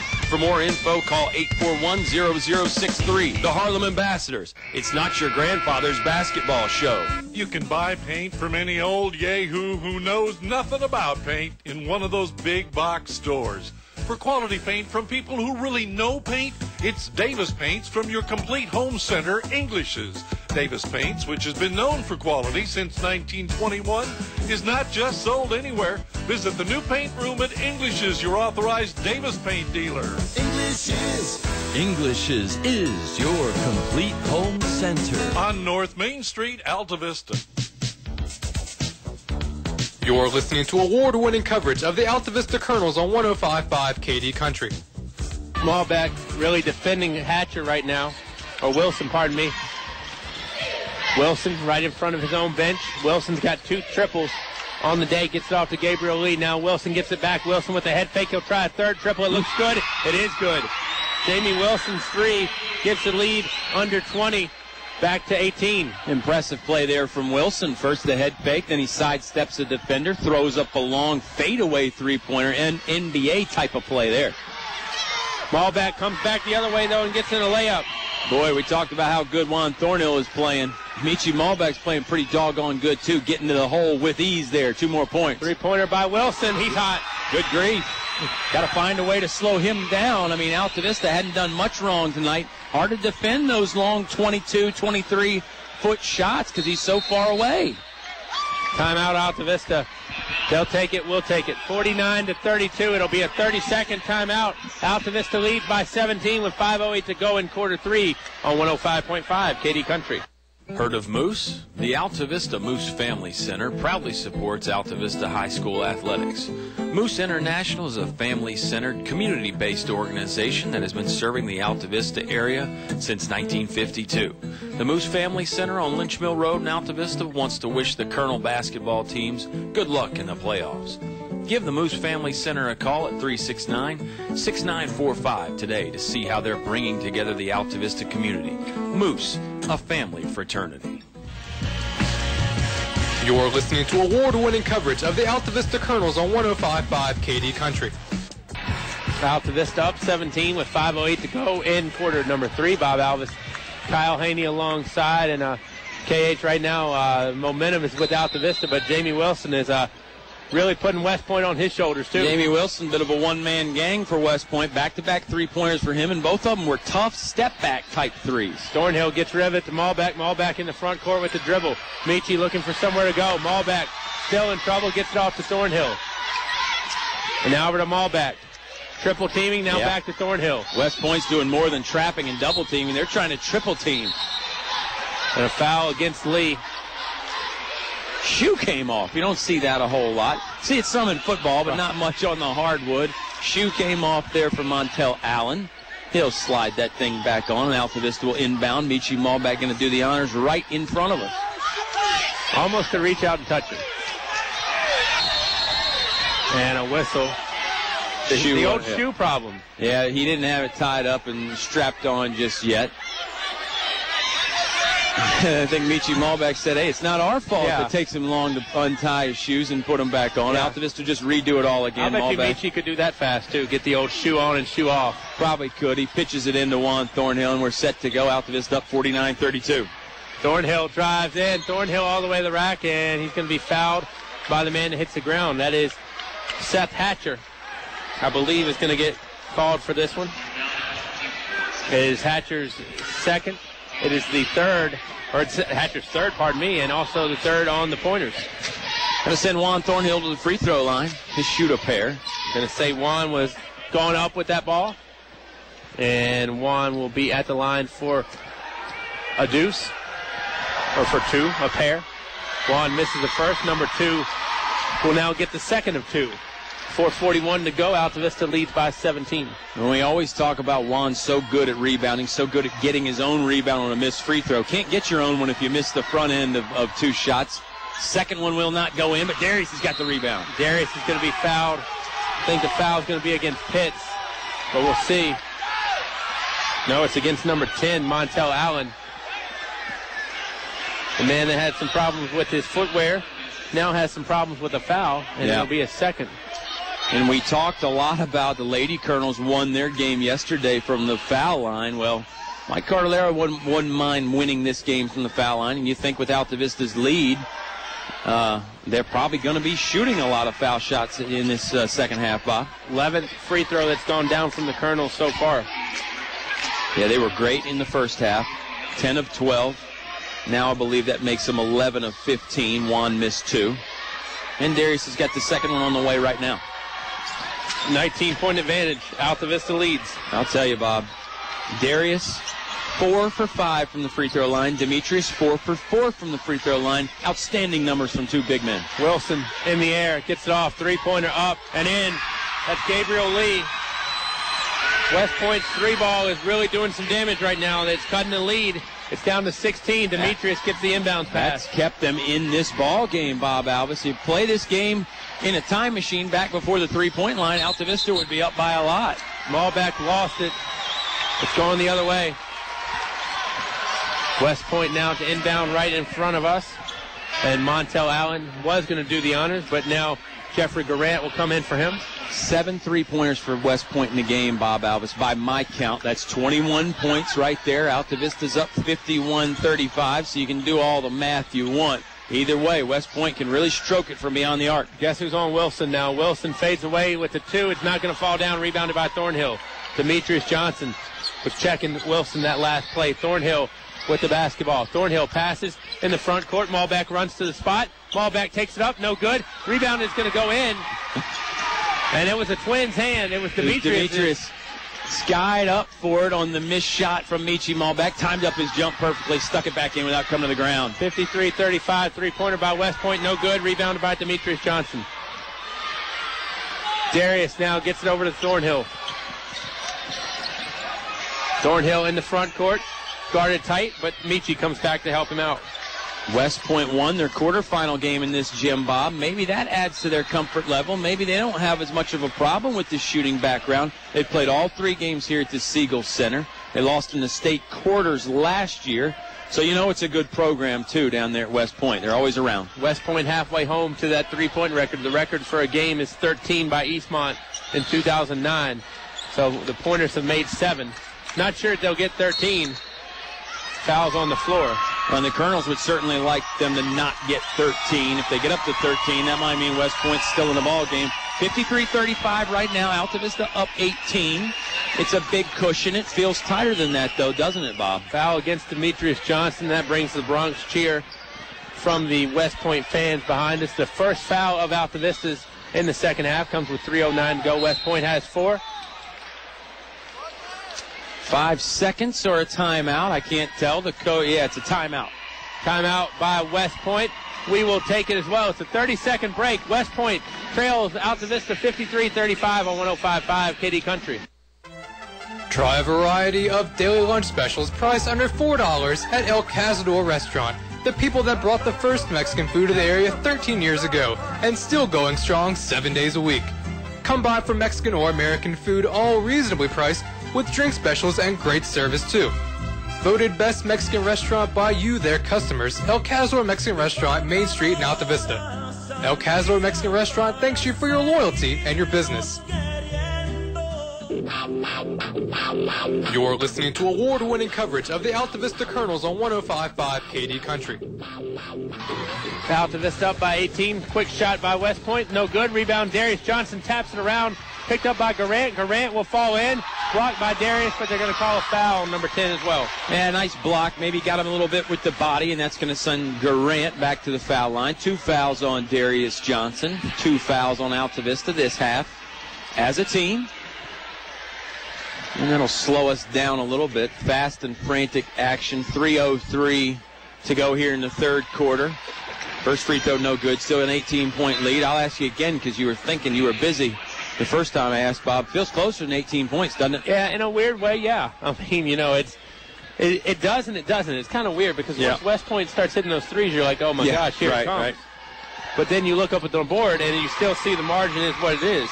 53-36. Colonels have played so well, though. They've gotten out to such a cushion that it's really provided a cushion. It has. It's an 18-point. Now it's a 17-point. Excuse me. 1 of 2 free throws good for Garant. Thornhill bounces in the corner to McClure. McClure back out to Juan. Goes through the wickets. Juan picks it back up.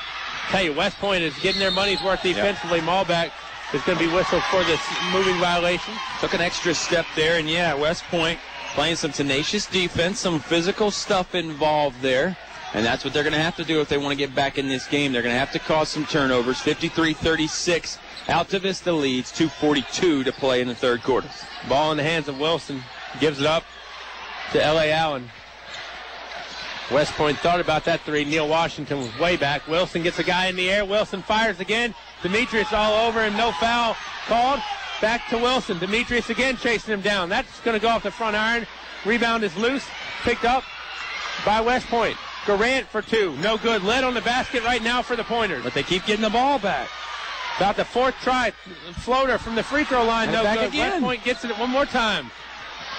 Was Wilson it 5 will try offensive 3. rebounds? It's off the iron. No good. Darius finally breaks the ice. Wow. Great stand there defensively by Altavista. We'll probably have Chad Ward on the postgame. We'll have to ask him if he's ever seen anything like that. Wild sequence. 5 or 6 extra chances for West Point, and Altavista doesn't give up a point. Thornhill drives in, and it's going to be a foul against one of the Johnson brothers. Yeah, I think it's Darius. Yep. It's his third. He's not happy about it, and I'm sure Mike Carlero's not in love with it. It's 3 fouls on Darius Johnson. Richard Hubbard's at the table to check in. He will come in for Mr. Darius Johnson. Mike Carlero looking for his second state championship. Yeah, been to the state final 3 times, won 1 of them. Multiple state tournament appearances, probably too many to count. Number 4 right now with the state title appearances. A loss to Madison, a loss to Nandua, a victory over Riverheads. West Point with the rock. Wilson's got some space. Wilson pulls it back. Now off to Garant. Garant for 3. It's in. The 3-point line has been very beneficial to West Point. They are knocking them down, raining them in. That's 8 on the evening for West Point. Now it's getting a little close for comfort, in my opinion. 15-point margin. McClure with it. McClure is going to be called for the offensive foul. And the elbows. They caught Jamie Wilson with the elbow, and give Wilson a little credit for the acting job because he flew back like he was hit with a Bob Alvis left hook. Well, Jacob got away with it the first time when trying to create space. The second time, though. Well, that's my thing. I think it was the same amount of contact on both times. Maybe the acting job sold a little bit. Either way, it's a foul on McClure. 4th team foul on Altavista this half. They're up 53-39, excuse me. Pointers could get this to a dozen or 11. Wilson will fire a 3. It's in. Good grief. 53-42. 9 3-pointers. And Wilson, I think, has 4 or 5 of them, Bob. McClure is one of the better defensive players, but I don't even think McClure thought Wilson was going to fire that one. And Wilson's going to get called for a foul. Yeah, Wilson's throwing them up off balance. Degree of difficulty is high. Man in his face every time. I mean, it's not like Altavista doesn't know he's going to shoot. They know. All of a sudden, it's an 11-point Colonel lead. They were up by as many as 17 or 18 at one point in this quarter, Bob. I'll tell you, this is similar in a way to yesterday, Kyle, because I think some of the fouls that West Point's getting called for are not as much of fouls as what they're not getting called for on some players. Yeah, and it's similar to that Surrey game a week ago in the state quarterfinal because Altavista was up big in that, and Surrey came clawing back. Malbeck gets it into Thornhill. Juan will walk it across with 55 seconds to go. Colonels are going to want to use some time here, I imagine. Thornhill drives in. Thornhill all the way to the rack and lays in 2. That's a great way to take some time. Just add 2 more points to the scoreboard. Down to 40 seconds left. Nice layup by Juan Thornhill. I think Juan saw an opening and just it was too tempting to pass up. 3-pointer hoisted by West Point. No good. Rebound comes into the hands of Demetrius Johnson. Johnson almost tied up. West Point diving after it. A lot of bodies falling down, and West Point's going to keep possession. Altavista, a couple players kind of shielded themselves away from it.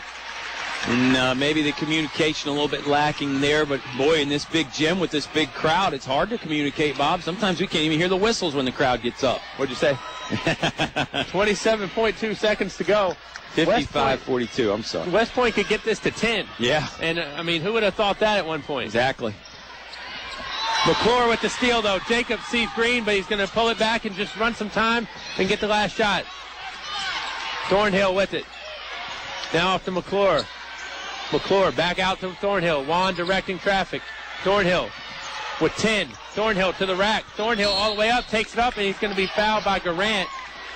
I believe is going to be the culprit. And it's the same move Juan uses a lot, Bob, that little hesitation move. First he goes down the right sideline in front of us, arcing his way towards the basket. Then he stops for a moment, and then the defender relaxes. They think Juan's going to pull it back out. And then he reverses and goes right back towards the basket with the hesitation move. Loves that play. First free throw up and in from Juan Thornhill. And first action of the night for Josh Walker is going to check in the game for Demetrius Johnson. That was 9.5 seconds left in the quarter. Altavista up 56-42. That was on Lee, actually, 56-42, like you mentioned, up 14 with 9.5 left. Next foul will send Altavista to the line for 1-and-1. Juan makes them both. 57-42. West Point with it. They quickly throw it up ahead. Hubbard deflects it. And West Point's going to inbound underneath their own goal with 5.7 seconds to go in this one. Don't really want to let West Point get off a good look at a three, but heck, they haven't even needed a good look on some of these threes. Durant with it. Durant gives it up to Hatcher. Hatcher's going to have to fire. Three-pointer by L.A. Allen. It's going to hit it front iron and no good. So West Point brings a big storm in quarter three. The thing is cut to 15. 57-42 as we enter quarter four on 105.5 KD Country. It's cold in here. Will your heating system keep you warm this winter, or will you spend a cold evening shivering under the covers? Have your heating system inspected today by Tyree Little's Heating and Cooling. Kent Tyree has over 20 years experience and specializes in heating, air, plumbing, and electrical. Licensed and bonded. Call for an appointment today. 309-2266. 309-2266. Tyree Little's Heating and Cooling. Chris Anderson is the newest State Farm agent in Altavista, and he wants you to know that he's there for you. With the Discount Double Check, Chris Anderson will help you find the best price for your car, home, or life insurance. Check out Chris Anderson today, Main Street in Altavista. Like a good neighbor, State Farm is there.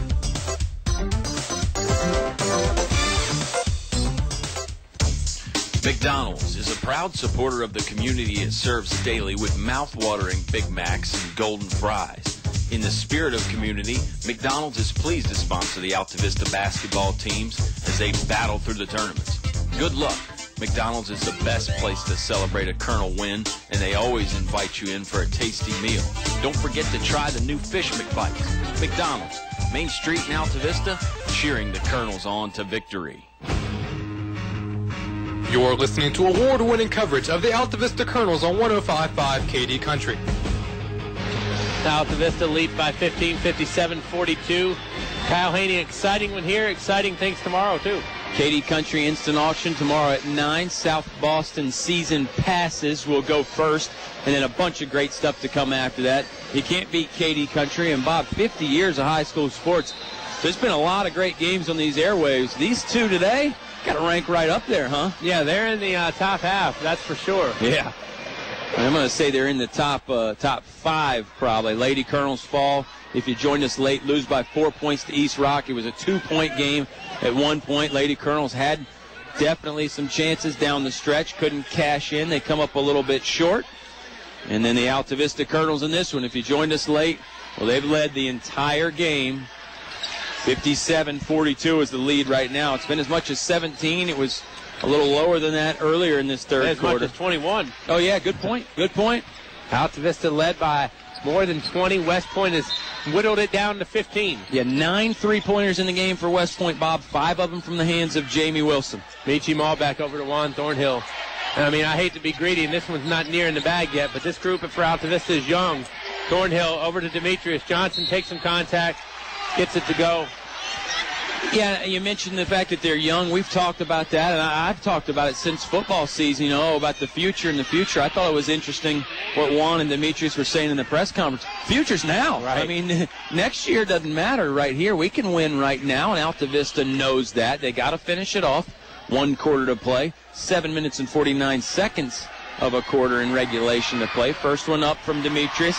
A little short. That makes Altavista 14 of 19 from the free throw line. Still very good despite that miss right there. They're in the bonus the rest of the way. One thing I will mention, too, that I thought was, right on point by Mike Carlero is enjoy the moment because you don't know if you'll ever get back here. That's exactly right. You never know what might happen. You never know who might beat you down the road, but you're here today. Demetrius makes the back end. 1 of 2, that trip from the free throw line. Wilson with the basketball. Wilson drives in, now pitches it back to Austin Matthews. 3-pointer is hoisted by West Point, no good. Rebound is saved, and that's going into press row. And luckily Matthews stays on his feet, so he doesn't go into press row. Yeah, basketball will go back to Altavista. West Point couldn't save it in. Most people are afraid of the dark or heights. I'm afraid of people coming into press row. I know you are, especially at this stage in the game. You don't want a technical difficulty now. Well, I don't want to have my pretty face to be messed up either. Maul back with it, tied up, and jump ball. Nope, timeout. Yep. Altavista, all they have left is a full timeout. We'll take it as well. 58-42 Colonels, 7:30 left to go in quarter 4 on 105.5 KD Country. Want a tire that offers enhanced safety for you and your family? See me, your Michelin dealer. Whatever you drive, chances are I have a set of Michelin tires that delivers the safe ride you want for you and your passengers. Michelin's advanced tread designs and special rubber compounds can provide exceptional grip, even on the wettest roads. So drop in today, and I'll help you get the drop on rain this season. Find the right Michelin tire and get expert service at Perkins Twin Tire Altavista and online at PerkinsTwinTire.com. In the past century, our community has grown, and Finch & Finch Funeral and Cremation Service has grown too, alongside the families they've known for so long. Finch & Finch is proud to have served you over 100 years. A family business, Finch & Finch Funeral and Cremation Service, dedicated to your service. Finch & Finch Funeral Homes. We're here because we care.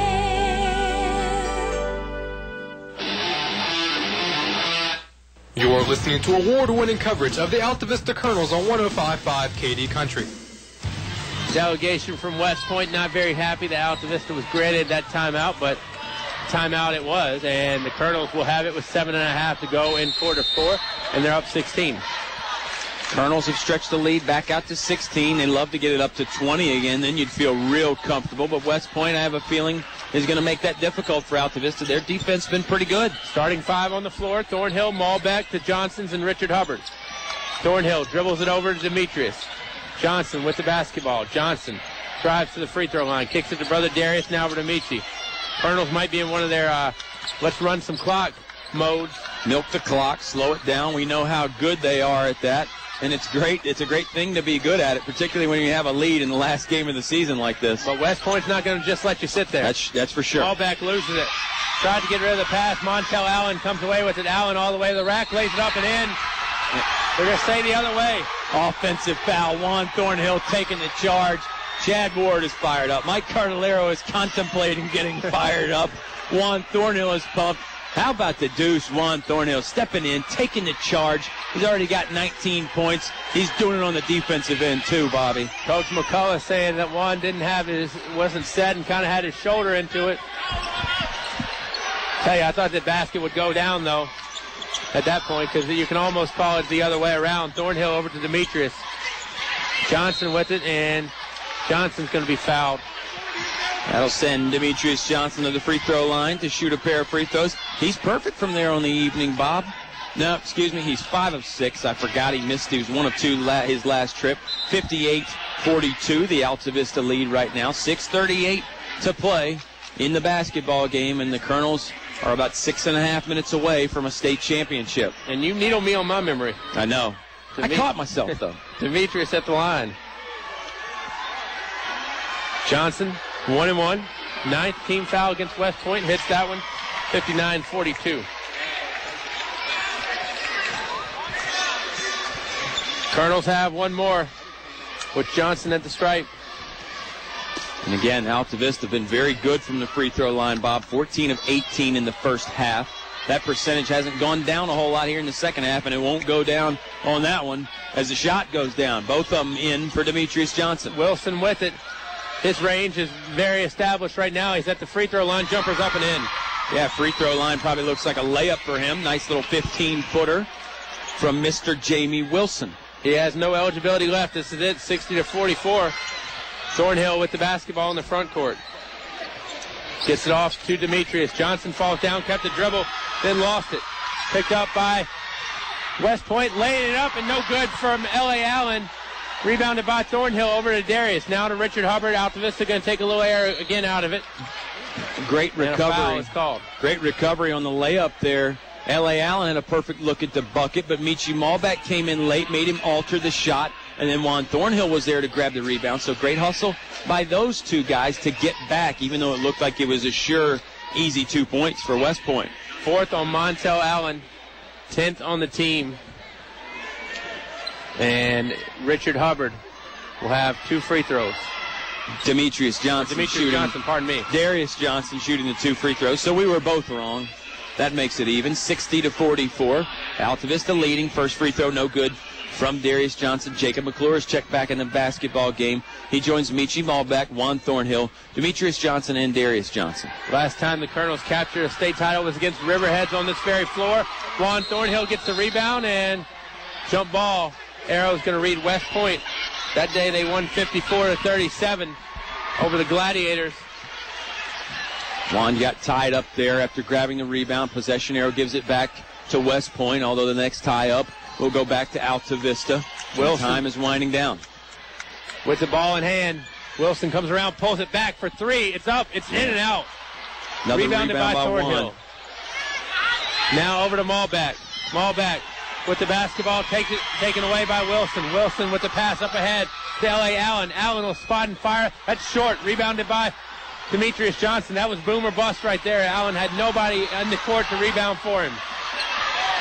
Thornhill in the front court with it. McClure in the game. Thornhill shovels it off to Darius on the left side, and Johnson sticks it in, 62-44. Juan Thornhill running the modified fast break. Underhanded pass to Darius Johnson, and Darius finished it off. 5:15 left. Altavista up 62-44. Nice pass by Wilson, and one for Durant. Durant hits it from the left block, 62-46, and Durant will have an opportunity to cut this to 15 with the clock stopped. Extra pass pays off for West Point.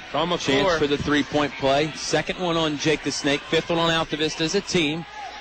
West Point already in the double bonus. They've committed 10 fouls, so that puts Altavista in the double bonus, I should say. And here comes the free throw from Durant. It rattles around, no good. Durant misses, rebounded by Demetrius. Johnson hands it off to Thornhill, now over to Darius. Darius in the front court. Darius all the way down, lays it up, no good. Blocking foul on West Point. Shot won't go in. I think that's 5 on Mr. Martin Doyle. No, it's not 5 on him, but either way, it's a foul, and it's going to send Darius to the free throw stripe. It's 2 on Doyle. Darius hit the ground hard. He's holding his right hip a little bit, shaken up. Doyle pleading his case to the official. Don't think the official is going to change his mind. Right. I've never seen that. Not when a player tries to plead his case anyway. But maybe Doyle's got any future in politics. Free throws on the way here from Darius Johnson. I'm not familiar with my districts in the West Point area of the state, so I don't know what district he'd be vying for. Darius has got one more. I think Darius still a little shaken up from hitting the floor hard. Well, he's got 5:02 to make it. Great point. Johnson sinks to second, 63-46. Under 5 minutes to go now in the fourth quarter. Stick around for the Subway postgame show. With the basketball, gives it off to Durant. Durant, 3. No good. Rebounded by West Point. Pointers have been on point on the offensive glass. Wilson from deep. 3-pointers up. No good. Rebounded by Darius Johnson. Johnson gets rid of it to Malbeck. Wilson did a good job to plant because he thought Malbeck was going to turn and just dribble. I'll tell you, I'm really impressed with Wilson. He's a player. Wilson's a good player. Michi Malbeck one-upped him, though. He saw that he was playing, and Malbeck just passed it back. Timeout, Altavista. We'll call a timeout. We will take it as well. It's a full 1-minute break with 4:28 to go. 63 points for Altavista, 46 points for West Point. Timeout, 1 minute on 105.5 KD Country. It's cold out there. Who are you going to call when that old heater finally breaks down? Select Air, 841-1580. Another question. Who are you going to call this summer when that air conditioner finally kicks the bucket? Select Air, 841-1580. 24 hours a day, 7 days a week. Never an overtime charge with Select Air.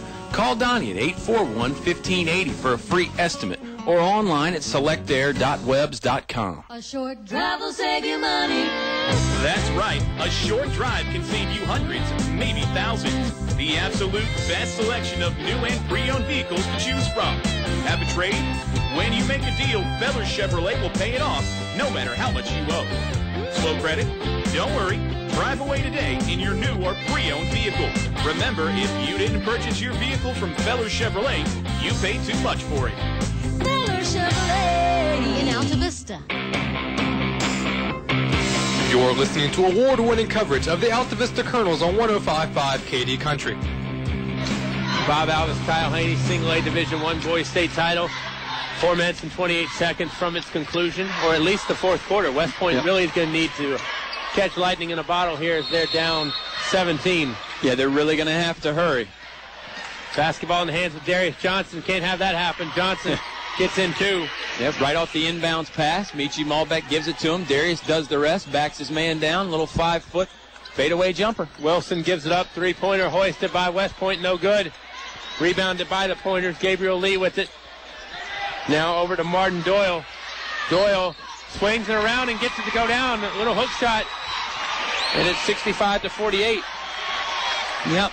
Foul is on Darius Johnson. And that is Mr. Johnson's fourth foul. Darius has 19 points to go with those 4 fouls and a boatload of rebounds. 6 fouls against the Colonels as a team. 65-48. We're back to a 17-point lead for Altavista. Free throw here would cut that down to 16. Tell you what, I see the resemblance with Coach Jeff McCullough and Mike Carlero from the Mark Hanks School of Coaching, because West Point likes to shoot a lot of threes like Altavista, and I see some resemblance. Free throw, no good. Thornhill grabbed the rebound. He's bringing it up court now. Thornhill over to Michi. Malbec close to that midcourt line. Keeps his feet on the good side of it. Michi drives in, leaves it for Darius, and Johnson sticks in 2 off the window. 67-48. What a play. Michi Malbec slashing to the basket. He could have tried to lay up himself, but the extra pass gets the Colonels 2 more points. Wilson guarded by Demetrius. And for the most part, Wilson has been kept in check by number 5. Yeah. L.A. Allen with it, guarded by Thornhill, and they're going to call a foul on the floor. It's against Thornhill. It's a 17th foul, so it's going to send L.A. Allen to the stripe. And it's Juan Thornhill's first, so that just goes to show you how great he's been playing all game, grabbing a bunch of rebounds, bunch of assists, bunch of points, 19 to be exact. Allen will shoot a pair of free throws. 67-48, West Point. It's desperation almost now with 3:30 left, Bob. They got to make the free throws, and they're going to have to hit some more of those three-pointers that they hit earlier. First one's up. It's in. Subway postgame show looking more and more like it's going to be a Subway celebration show for the Colonels. 67-49. One more try at it from Allen. 67-50. Back down to a 17-point lead for Altavista. Seems like it's hovered right around 15, 16, 17 all game, Bob. Thornhill's got to be close to that end line. Gets it in.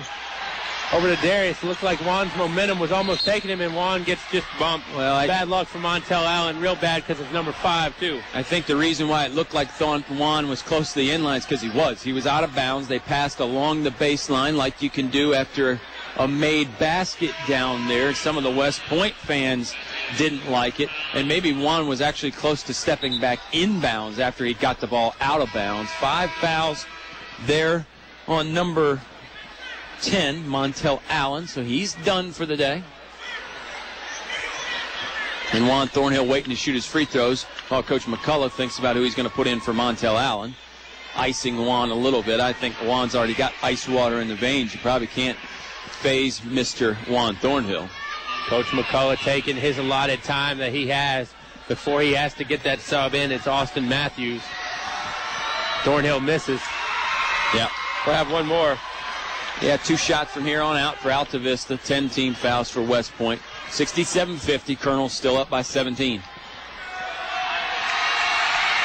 Second one up and in. 68-50. Wilson in the front court. Wilson gets rid of it. L.A. Allen for 3. Dead on, and it's good. Timeout, West Point.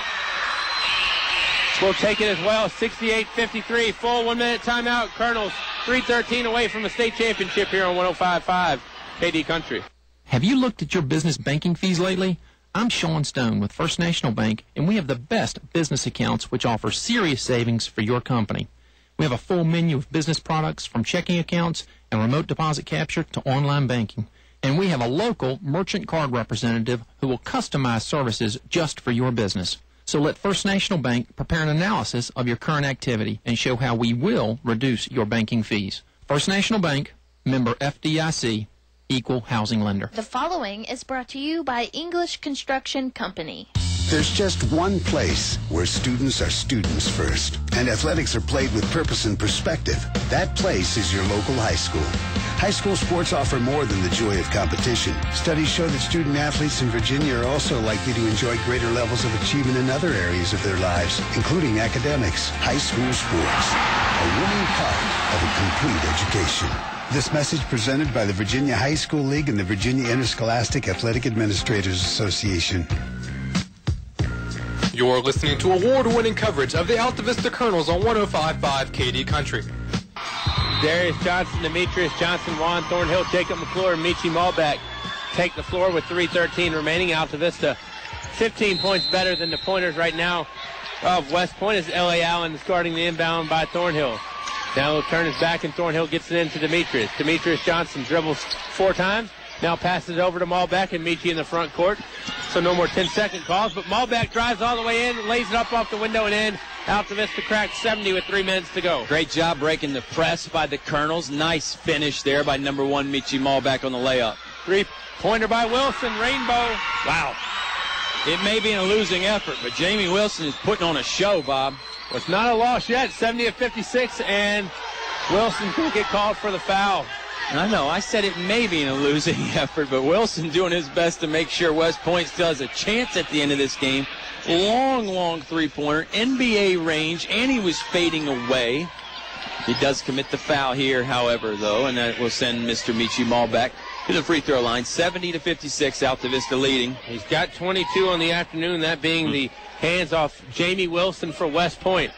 He's a 5'10" senior guard, and I think he can play somewhere next year. There are a lot of good Division III schools that would love to have shooting like that as Michi knocks down the first. 71-56. Altavista up by 15. Yeah, by my count, he's hit, that scoring total might be wrong, Bob. I think he's got 7 threes, and he hit the 1 free throw line jumper. He had 6 to end the first 3 quarters from three-point land. Maybe only has six threes now. Malbeck, second one up, second one in. Altavista continues to be good from the charity stripe. 72-56, Colonels lead. West Point got to hurry now. He's got 5 in this quarter. He hit a 2 earlier and then hits that 3, 72-56. Wilson, a big-time player for Coach Jeff McCullough's West Point Pointers. Yeah, he's got 22 points. I think that's right. I think he's got 6 threes. That's 18 points. And then 2 field goals. There's 4 more right there. But either way, Jamie Wilson putting on a big-time performance here for West Point. Thornhill over to Demetrius, now to Thornhill. Juan will dribble it up. Clock ticks closer and closer to an Altavista state championship with 2.5 to go. Thornhill now doubled. Finds Demetrius. Johnson over to Darius, now to McClure. McClure looking for somewhere to go. Malbeck was right in front of him. I think Michi wanted the basketball. Wilson comes away with the steal. Wilson looking to pull up, but he had traffic around. L.A. Allen will do the favor. The three-pointer's up, no good. Rebounded by Juan Thornhill. Talked about how good Jamie Wilson is playing. How about how good Juan Thornhill's playing? He's grabbed a whole bunch of rebounds, Bob. Gives it over to Malbeck, but Malbeck loses it. Ball still on the floor, giving up. Now Wilson comes away with it. Ball still loose. And they're going to call a foul, I think, against Darius Johnson.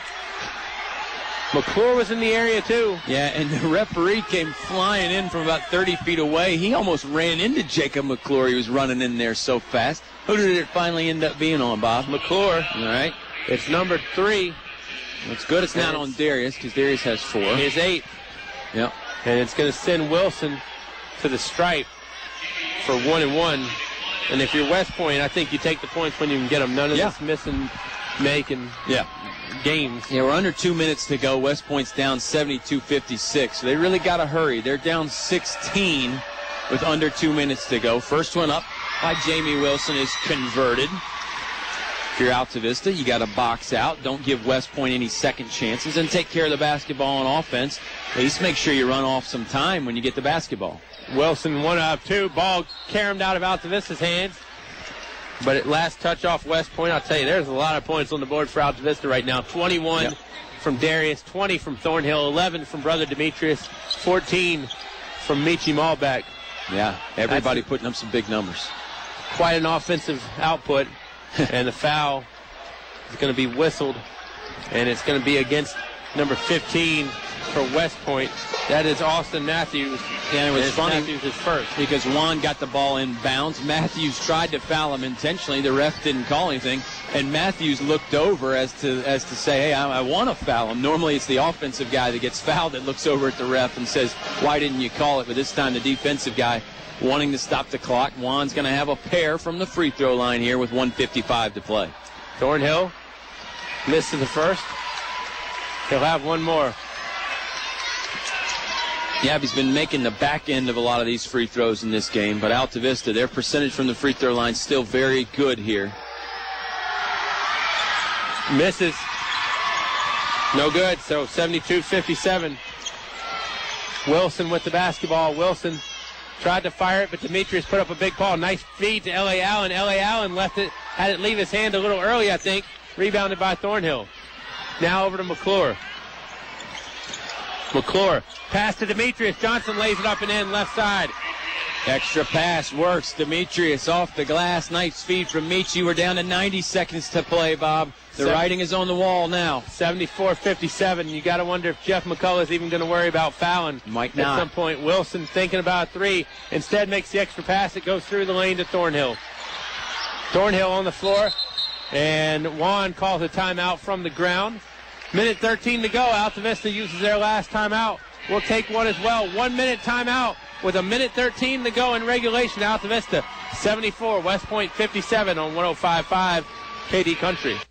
You can buy paint from any old yahoo who knows nothing about paint in one of those big box stores. For quality paint from people who really know paint, it's Davis Paints from your complete home center, English's. Davis Paints, which has been known for quality since 1921, is not just sold anywhere. Visit the new paint room at English's, your authorized Davis Paint dealer.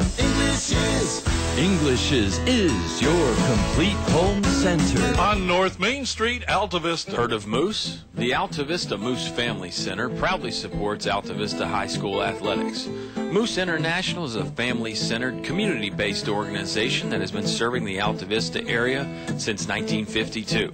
The Moose Family Center on Lynch Mill Road in Altavista wants to wish the Colonel basketball teams good luck in the playoffs. Give the Moose Family Center a call at 369-6945 today to see how they're bringing together the Altavista community. Moose, a family fraternity. You're listening to award-winning coverage of the Altavista Colonels on 105.5 KD Country. 1 minute, 13 seconds from Altavista's second state championship this millennium. Colonels have a 17-point advantage right now, 74-57 over West Point. And the Colonels will inbound. Thornhill to do the honors of that. Juan looking for somewhere to go, and it goes to Michi Malbeck, and Malbeck's going to be fouled. Foul's going to go against Gabriel Lee, his third. And Altavista well into the bonus. Yep. So it'll be two shots.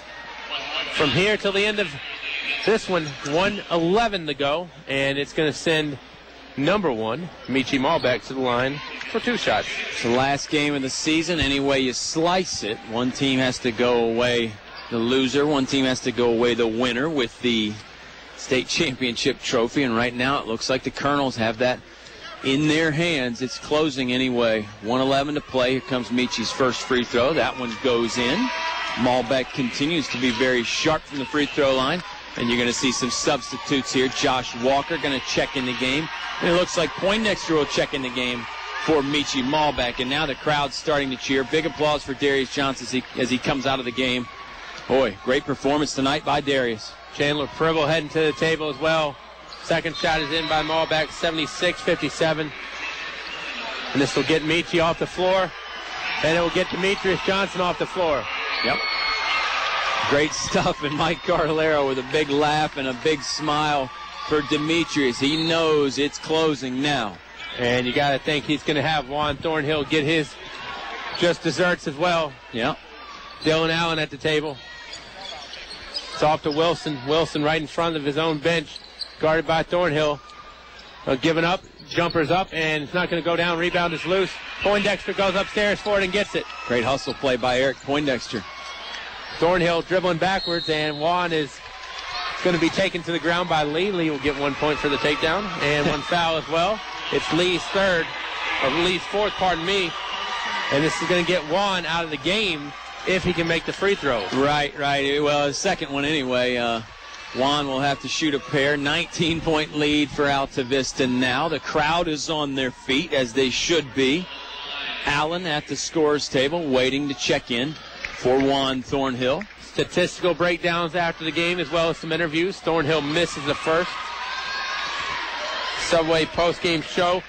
53.8 seconds away. Juan looking to make it a 20-point margin. Thornhill puts the ball in his hip for a moment, soaks in the moment. Second shot is up and in. Goes in. Thornhill will come out, and this will send in Nelson Dews as well. McClure will come out, the senior, pumped up. Yep. And Thornhill will come out as well, and Juan will get his applause.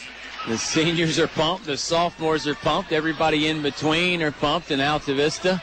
The fans are showing their gratitude as the starters check out of the game. 53.8 seconds. West Point will bring it up, and you better believe these guys for Altavista don't want to let down. They want to stretch the lead out. Wilson, he'll fire from three. It's in. Well, again, it's going to be in a losing effort, but Jamie Wilson putting on a show we won't soon forget, raining another one in from three-point land. 77-60, and Poindexter will be fouled and take the old slip and slide on the floor. Head first slide after he trips up and goes down. Eric going to get a chance to throw some points in at the Siegel Center. 5 on Gabriel Lee. He and his brother threw some points in here at the Siegel Center back in the day. It all comes full circle. Eric Poindexter going to go out a winner, and he's looking up in the crowd, maybe even looking at brother Mike up there. Mike is over to that right side. Yeah. Good stuff there. It's always a family affair with the Altavista Colonels. 77-60. They lead. 34.8 seconds left. On the floor, you've got Dylan Allen, Nelson Dews, Eric Poindexter, Chandler Pribble, and Josh Walker. And the Colonels bench is enjoying this as they're going to be enjoying a state championship all the way back to Altavista. Yeah. First one by Poindexter, no good. And it's a team effort, too. I mean, we talk a lot about Thornhill, Malback, both Johnsons. I mean, we talk a lot about everybody, but it's a team effort. You need everybody. Nico Tucker going to check in the game now. So is Chase Short. So everybody getting a little action here. And now Walker Allen even going to get in the game. Pribble's going to come out. Dews is going to come out, and Dylan Allen is going to come out. Well, you bring in Walker Allen off the bench. I think West Point's probably like, geez, look at these guys they got coming off the bench. Because if you haven't seen Walker Allen, good-sized kid, about 6'3" or 6'4". Poindexter's second free throw is up, and it's going to rim down 78-60. That could be the final number. Wilson will try his hand at another three. Dead on, no good. Rebound tapped down, picked up by Allen. Allen will get rid of it to Poindexter. Poindexter in the backcourt with it, guarded by Wilson. Poindexter trying to find somewhere to go. Dribbles all the way down through the defense. Passes it off to Nico Tucker. Tucker takes it up and in. Off the window. Back the other way comes West Point. And a layup will not fall down. Second try will go down for L.A. Allen. But that should just about do it. Altavista will come away victors. Walker Allen keeps the ball in bounds. Now over to Chase Short, and that'll do it. The Colonels are your 2012-2013 Single-A Division I state champions as they knock off the West Point Pointers 80-62. Great win for Altavista, and the day at least salvaged by a Colonels victory. Big win for the Altavista Colonels. The Lady Colonels fell 4 points short. The guys wanted to do the gentlemanly thing and get some revenge.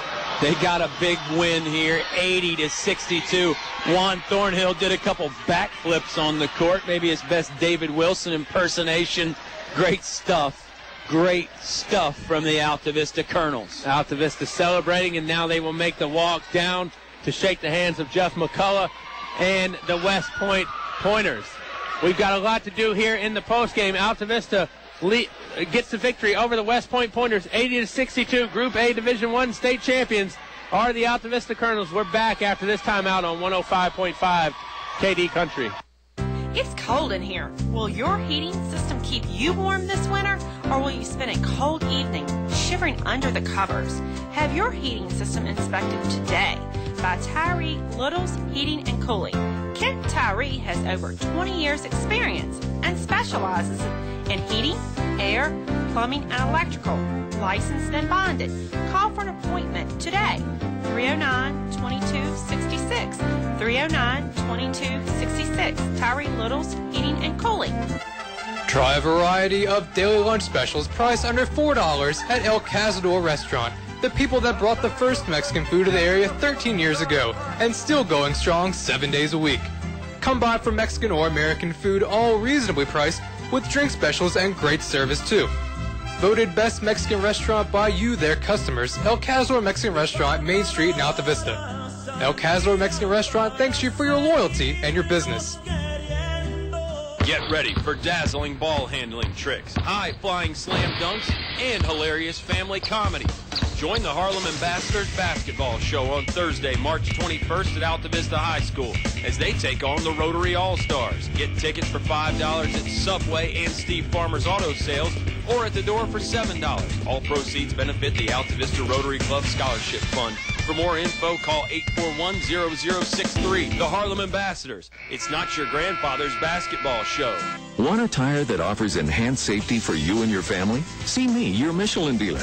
Whatever you drive, chances are I have a set of Michelin tires that delivers the safe ride you want for you and your passengers. Michelin's advanced tread designs and special rubber compounds can provide exceptional grip, even on the wettest roads. So drop in today, and I'll help you get the drop on rain this season. Find the right Michelin tire and get expert service at Perkins Twin Tire Altavista and online at PerkinsTwinTire.com. You're listening to award-winning coverage of the Altavista Colonels on 105.5 KD Country. Altavista gets 2 sportsmanship awards, which in my opinion in today's day and age counts just as much as anything. Colonels boys and girls teams both get the sportsmanship award. That's decided out of the final 4 teams that have made the state semifinals. So a great recognition for the Colonels squad. And now Dean Hubbard and Ty Gafford will hand out some hardware to the Altavista guys. And let's run down the Colonels players here for you real quick. We'll start with number 1, Michi Malbeck. He's a 5'8" sophomore guard. He'll be back. Juan Thornhill, a 6'1" sophomore guard. He'll be back. Chandler Pribble, a 6'1" junior forward. All these people, of course, eligible to come back. Chase Short, a 6' sophomore guard. Demetrius Johnson, 6'3" sophomore forward. Darius Johnson, 6'4" sophomore center. Richard Hubbard, 5'10" junior guard. Dylan Allen, 6'1" junior guard. Josh Walker, he's a 6'5" senior. So Walker ends his career on a high note, as does Eric Poindexter, a 5'8" senior guard, and Jacob McClure, 6' senior guard. Nico Tucker, who got that last basket, 6'5" junior center. Canavis Jones, a late call-up, a 5'7" freshman guard. Nelson Hughes, a 5'9" freshman guard. And Walker Allen, a 6'2" freshman. Of course, those last 3 spent a lot of time on the junior varsity as well this season. They helped out Coach Harris's squad, which finished in 2nd place overall in the Dogwood. Dan River, of course, both JV and regular season district champions. If they gave the JV trophy, I don't think they do anymore, but a good season for Coach Harris's junior varsity. And a good season for Jeff McCullough's West Point Pointers. Yeah, it's like we talked about with the girls. Nothing to be ashamed of when you come in 2nd place in the state. West Point, very good basketball club, and they put up a very, very hard fight against the Altavista Colonels. But the Colonels bringing home the hardware, the state championship trophy. Michi Malbeck, the first one to come out here and get his individual award, individual medal. They're just calling them out by number. Altavista Colonels, an 80-62 winner today over West Point, and they claim their 2nd state title in boys basketball history. Each getting a hug from Ty Gafford and Dean Hubbard. Pretty cool that Dean Hubbard gets to congratulate his son, Richard, on the state championship. That moment will probably be shared a little bit more at home as well. So got to take your hats off to the Altavista Colonels as they get the job done against the West Point Pointers by the score of 80-62. Big props to the girls as well for really fighting against a good East Rockingham team, but got to be happy for the guys as well as they capture a state title their first since 2003. Yeah, state championship back then. It's Mike Carlero's second. It's the school's second, right. It's the school's second, and Coach C very deserving of his second state championship trophy there, and he's going to get some hugs from Principal Ty Gafford, and the whole team is going to hug that trophy. Team earned it. Coaching staff earned it. And we talked about it, really one of the classiest programs in the state. They're always competitive. They always win a bunch of ball games. Fun team to watch. It was a great year for the Altavista Colonels. Should be another fun team to watch next year as well, as they will now take the picture that is commemorated in the VHSL program, I believe, and it will give them a regular season state title. 2012-2013, great recognition for Altavista. They get the net, they get the commemorative ball, and they get the bracket as well. So a great season for the Altavista Colonels. Absolutely, and congratulations to both the boys and girls Colonels basketball teams for their fantastic 2013 seasons and their state championship appearances. Certainly, it was a great ride all the way around for both teams, Bob. A lot of fun to watch. Great ride for us on 105.5 KD Country. And, hey, what a way to cap off the 50 years, huh? Yeah, I mean, don't get any better than that in terms of recognition for the Altavista Colonels. They'll get a state title. We'll run down some stats here in a few moments. Hopefully have Coach Ward. Mike Carlero will make his trip to the media room. Hopefully we'll get that on our YouTube site. So the Altavista Colonels get the region, or come out of Region B as the Region B champions, then come out of the state as the Group A Division I champions as well. Big props to the Colonels. Absolutely. Just 3 losses on the season, all 3 of them to Dan River. I'm sure you remember the similarities with that and the 04 championship team, Bob. That team lost 3 games, all to the same team. It was Gretna that time.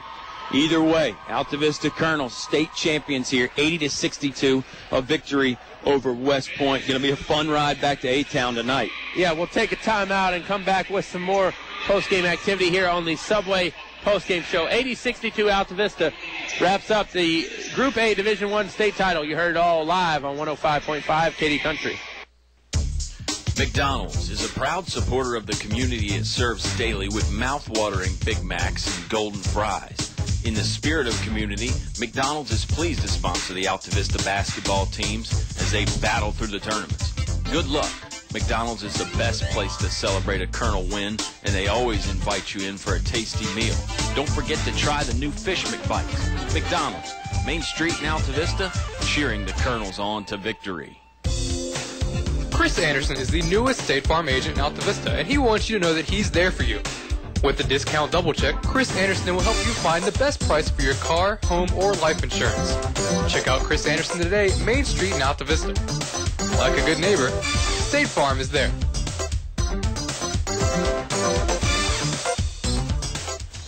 Get ready to save. The KD Country Semi-Annual Radio Auction is Saturday, March 9th, starting at 9 a.m. Bid and buy over the phone on top quality merchandise from these fine businesses. From the South Boston Speedway, a pair of general admission season tickets. From Cox's Repair Shop, Tardy Mountain Road, Lynch Station, 2 tires, mounting, and balancing. From Comfort Inn, Main Street, Altavista, rooms with breakfast. From McBride Blackburn Optical, Ford Avenue, Lynchburg, certificates for eyewear. Miller's Jewelry, Main Street, Altavista has fossil watches, hot diamond bracelets, and more. Get a jump start on your holiday shopping and save lots of cash. Bidding starts promptly at 9 a.m. Saturday, March 9th. Deals aplenty are to be had at the KD Country Semi-Annual Radio Auction. And to preview auction items, go to our website, kdcountry.com, or check out our Facebook page, facebook.com/KDCountryRadio. You're listening to award-winning coverage of the Altavista Colonels on 105.5 KD Country. 50 years of award-winning high school sports coverage. We wouldn't be award-winning without Nick Bailey back at home base. Eleanor Haney pitching in 2 today. The whole crew was on board. The executive producer, Dave Haney, still vacationing in Arizona or Florida. I don't know if it's the Grapefruit League or the Cactus League spring training there, but it's one of those. 80-62. Altavista gets the big victory today in state championship action over West Point. Girls fell by 4 points. They're a state runner-up. Still, it was a great Colonel doubleheader. And Bob Alvis is getting some stats, getting the hopefully an interview all lined up with somebody from the coaching staff from the Colonels, and I'll tell you about the real important people, the people that made this game possible. Your State Farm agents, Eric Fletcher and Chris Anderson. Like a good neighbor, State Farm is there. Finch & Finch Funeral and Cremation Services, a family serving family since 1905. English's your complete home center and authorized Davis paint dealer. McDonald's, the McDonald's in Altavista, is a proud supporter of the Colonels. Try the new Fish McBites. Tyree Little's Heating and Cooling, keeping you warm in the winter, cool in the summer. The Moose Family Center on Lynch Mill Road in Altavista, herd of moose. Perkins Twin Tire, your home for Michelin Defender tire, stops up to 31 feet shorter and lasts 21,000 miles longer than the leading competitor. The Rotary Club of Altavista, presenting the Harlem Ambassadors basketball team Thursday, March 21st at Altavista High School. Feller Chevrolet, where a short drive will save you money. They sponsor the YouTube rebroadcast. This one will be fun to listen to on there. English Construction, wishing our high school athletes an exciting and injury-free game. Select Air, 24 hours a day, 7 days a week, never an overtime charge. El Cazador, voted best Mexican restaurant in town by their customers.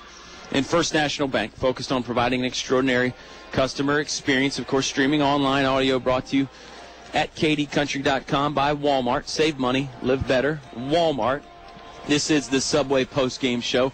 And, Bob, while we're talking about our sponsors and our 50 years, 50 years of great high school sports coverage by KD Country, dedicated to the community. And I think that's one of the reasons why Altavista is always very strong in basketball and other sports, because of the community. And we got to thank our sponsors again, people that really get behind the community. We couldn't do it without them. And we're here all the time for high school sports, from the opening game, guys, girls, all the way through. Any fly-by-night operation can show up and jump in the tournament and call it the Altavista Colonels. But, hey, if you're a Colonel fan, you know what it's all about. It's about Altavista, and it's about supporting the community. Again, guys like Greg Walker at Feller Chevrolet, we couldn't do without him. And he's going to play in that Rotary Club All-Star basketball game too, Bob, so we can check out Mr. Walker's skills. Donnie English at English's, Rob Finch, all those guys. Sean Stone and Todd Hall of First National Bank, they're going to get in that basketball game as well. Robert Duff with Subway. I'm sure there's some people I'm leaving out, but you got to stay with the community and stay local and support people like that. They support KD Country, and, it makes it better for everybody, makes it fun, and it makes it all worthwhile when you get the big payoff for the state championships like this, Bob. But, hey, all year, win or lose, Colonel teams were fun to watch. Both squads. I know the girls are going home a little unhappy, but again, nothing to be ashamed of. And the guys, I imagine they're on cloud nine, and if there's a cloud above cloud nine, they're probably there as well. Yeah, not happy with the result or the Lady Colonels, but I don't think the effort is frowned upon at all by Deborah Spencer, Susan Short, Ed Frazier, Sarah Maddox, and even the ladies. I mean, it stings right now, but later on, I think they will definitely truly appreciate all the work that they've done. I mean, back when I coached volleyball at Jefferson Forest, I mean, day after I was in tears, not because we lost, but because I wouldn't see all my girls at practice anymore. Exactly, yeah. That's the whole thing about it. I mean, you lose that routine, you lose that fellowship, but Altavista will still hang around. Some of the girls I know do play softball, travel volleyball, so they still will have a bond. You always have that bond with your teammates. When we look at the boys' final numbers, 80-62, Altavista, the Colonels finished the season at 24-3. West Point finishes at 21-5.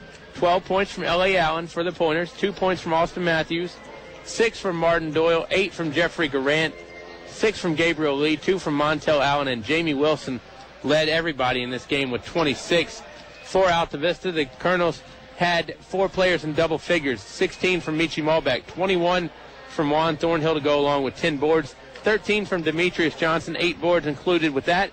21 and 15 for Darius Johnson, 2 points from Nico Tucker. Eric Poindexter contributed a free throw late, and 6 points from Jacob McClure. Colonels 80-62 for West Point, and Chad Ward is making his way over and joining us in a victory. So this will be a good chance to get the insight of the Altavista Colonels on a on a great day. Yeah, a great, fantastic day. I'm sure that locker room's a little crazy. Chad Ward probably didn't want to leave it, but you bring up a good point. I mean, even for the guys, there's a little bit of sadness there because your 3 seniors will be moving on, and each team is a different unit. And like you said, you get used to being around the team, and things change a little bit. So certainly more happiness than sadness, that's for sure, though. Yeah, Bob. and we'll get Coach Ward on here right now. The Colonels get the victory 80-62. And I guess I got to ask the first question before I forget it. There was a wild sequence with about 5 or 6 plays where West Point had like 5 or 6 tries at the hole. Had you ever seen a play like that where it was like 6 shots for West Point? None of them went in, thankfully. No, and I think I actually started to lose my voice screaming at our boys to get a rebound on that play. But, you know, I think the guys we had out there, they'd been out there. Their legs were starting to go a little bit, especially with West Point running men on and off the floor the whole time. But you're right. We couldn't get a rebound that one possession. What they have, about 5 rebounds? 5 or 6. I lost count, honestly. I mean, if I have to go off the second hand, then we're in trouble. Talk about what you guys handled well that you expected them to throw at you that kind of had you nervous. Well, last night on the bus ride home, all we talked about was West Point's pressure. We saw how Perry McClure approached it with 3 across and 1 man deep, and we pretty much kind of wore each other out, me, myself, Coach, and Coach Harris, trying to figure out what we were going to do. And by the time we got back to Altavista, we just kind of looked at each other and was like, let's just go to sleep and we'll figure this out in the morning.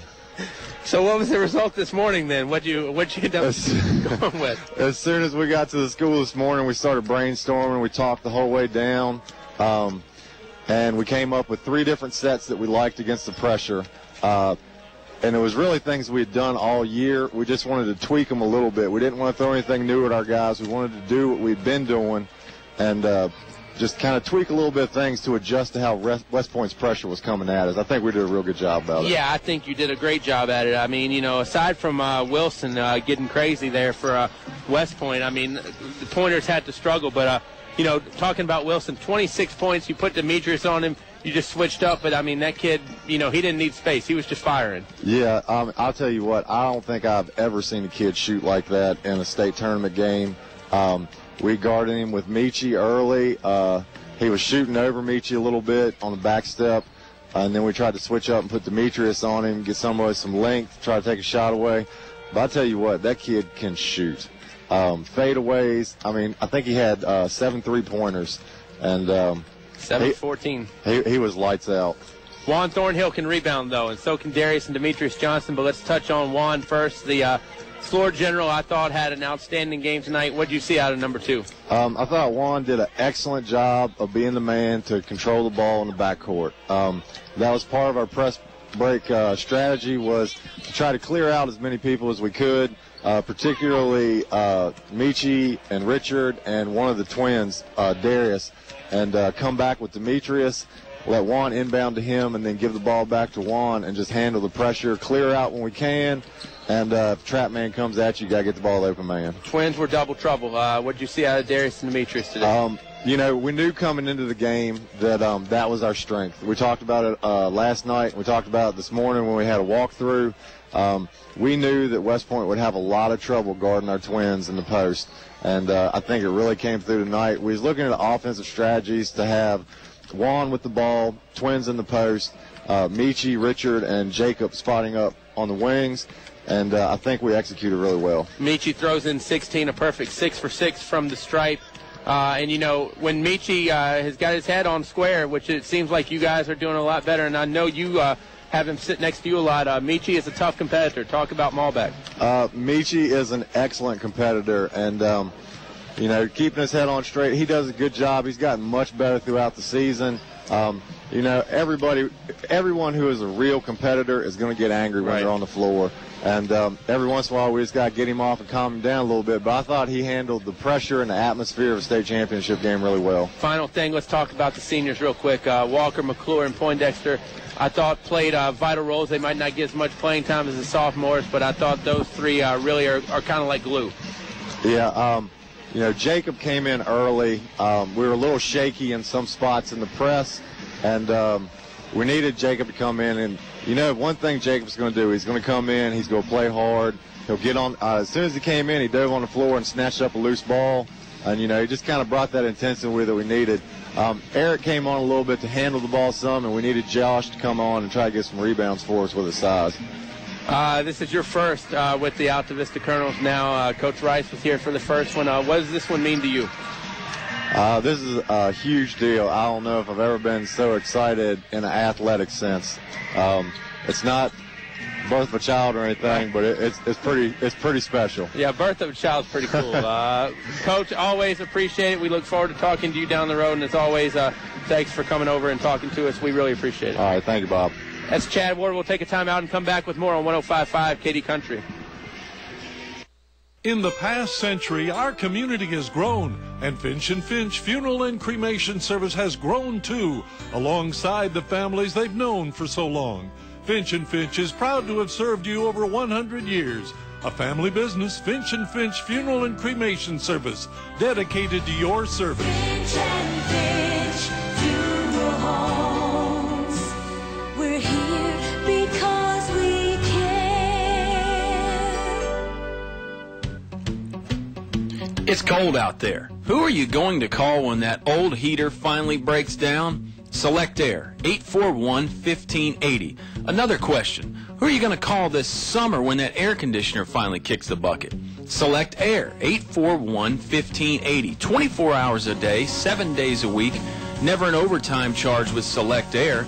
Call Donnie at 841-1580 for a free estimate or online at selectair.webs.com. A short drive will save you money. That's right. A short drive can save you hundreds, maybe thousands. The absolute best selection of new and pre-owned vehicles to choose from. Have a trade? When you make a deal, Feller Chevrolet will pay it off, no matter how much you owe. Slow credit? Don't worry. Drive away today in your new or pre-owned vehicle. Remember, if you didn't purchase your vehicle from Feller Chevrolet, you paid too much for it. Feller Chevrolet in Altavista. You're listening to award-winning coverage of the Altavista Colonels on 105.5 KD Country. Player of the game time and time to get out of here in just a moment. But first off, again, big props to the Colonels. Big shout out to Russ Gowen, former head coach. He used to be a head coach at Altavista, the football team. Russ taking a listen to us tonight, of course. It's a small world. Head coach. And tell you, hard to find better people than Russ Gowen floating around. A lot of great people in the high school sports world, and again, that's one of the reasons why we love doing it. A lot of great people played tonight, though. Let's go with players of the game, and I think West Point's going to be unanimous. I'll start off, though. I thought Wilson was a stud. I mean, Coach Ward said he had never seen a shooting performance like that. I say you should have been here for Rousey last year for Rockbridge, but has got to go in the top 5. Absolutely. It's an easy choice for West Point as far as their player of the game goes. No disrespect to anybody else on their team, obviously. But Jamie Wilson, when you pour in 7 3-pointers, 26 points total, hard to deny the man is just due. With Altavista, this is where it becomes a lot tougher, Mr. Alvis. I'll let you go first since you brought it up. Of course you're going to let me go first and make it tougher. Man, is it ever tough. More and more I look at I thought when I looked at the stat sheet it would get easier. It just got tougher when I looked at the stat sheet. All right, I got to go co-players of the game again. I got to go Darius Johnson, 21 points, 15 rebounds, and then Juan Thornhill, 21 points, 10 rebounds. Great stuff from them. Juan also threw in 4 assists as well. I'm going to go a different direction. I dig it. Go a different direction. I'm going to go Michi Malbeck and Demetrius Johnson as my co's. Nice. Demetrius really, I thought, and Ace Eubank texted me this, really did a kind of a, helped out. I mean, Wilson was going buck wild in the first half. Yeah. But really played Wilson tighter in the second. And, Michi, a perfect 6 for 6 from the stripe. Yeah. People try to frustrate Michi because they tell that Michi is one of these hearts on the sleeve type of guy. Michi, I thought, was, very composed the whole game and just, I thought, did a great job. So Malbeck and Demetrius is the way I go. Well, that's a great point about Michi. He's an emotional guy, and, I think maybe the word got around, hey, this guy, he got 2 technicals against Dan River. You wouldn't know it if you watch Michi in the postseason. Cool, calm, and collected. And how much better did Michi get from the first game to the last game? Malbeck really made a statement in a lot of people's eyes, and all the Colonels have got better. I mean, this is a much better basketball team than we saw back in December. They peaked at the right time, tournament time. It's a state championship for the Altavista Colonels, Bob, and we'll wrap it up in a second. But let me tell you one more time about the instant auction tomorrow. A lot of great stuff. Season tickets at South Boston will start it off. That's a big item. You're a race fan. You love that. And you're going to love this next item. We got a little bonus item from Amazement Square. You're a dad. You love to take your kids out. Nothing better than taking the little ones to Amazement Square. We got a little family package up for auction there. So that'll be good. Tune in 9 a.m. and we'll probably get to re-celebrate the Colonel win tomorrow on the air, too. Yeah, big props. 50 years. It's been fun for me for the past 10 or 11, however it's been. And big thank you to Mike Cardellaro and Deborah Spencer and Sarah Maddox and Chad Ward and everybody that joined us throughout the whole week and has helped us out here at VCU as well. And a big congratulations to the Altavista Colonels, 2012-2013 Single A Division I state champions. They get it done over West Point 80-62. Big thank you to Eleanor and Haney and Nick Bailey back at home base. Big thank you to Dave and Elizabeth Haney as well as Kyle, the producers of the Altavista Colonels basketball. And a big thank you to all of our sponsors. Kyle mentioned them earlier, but we really can't do it without those guys. Please give them your patronage. So for Kyle Haney, this is Bob Alvis. The Altavista Colonels capture a state title over West Point 80-62 here from Virginia Commonwealth University, and you heard it all live at 105.5 KD Country and KDCountry.com. Have a great weekend, everybody.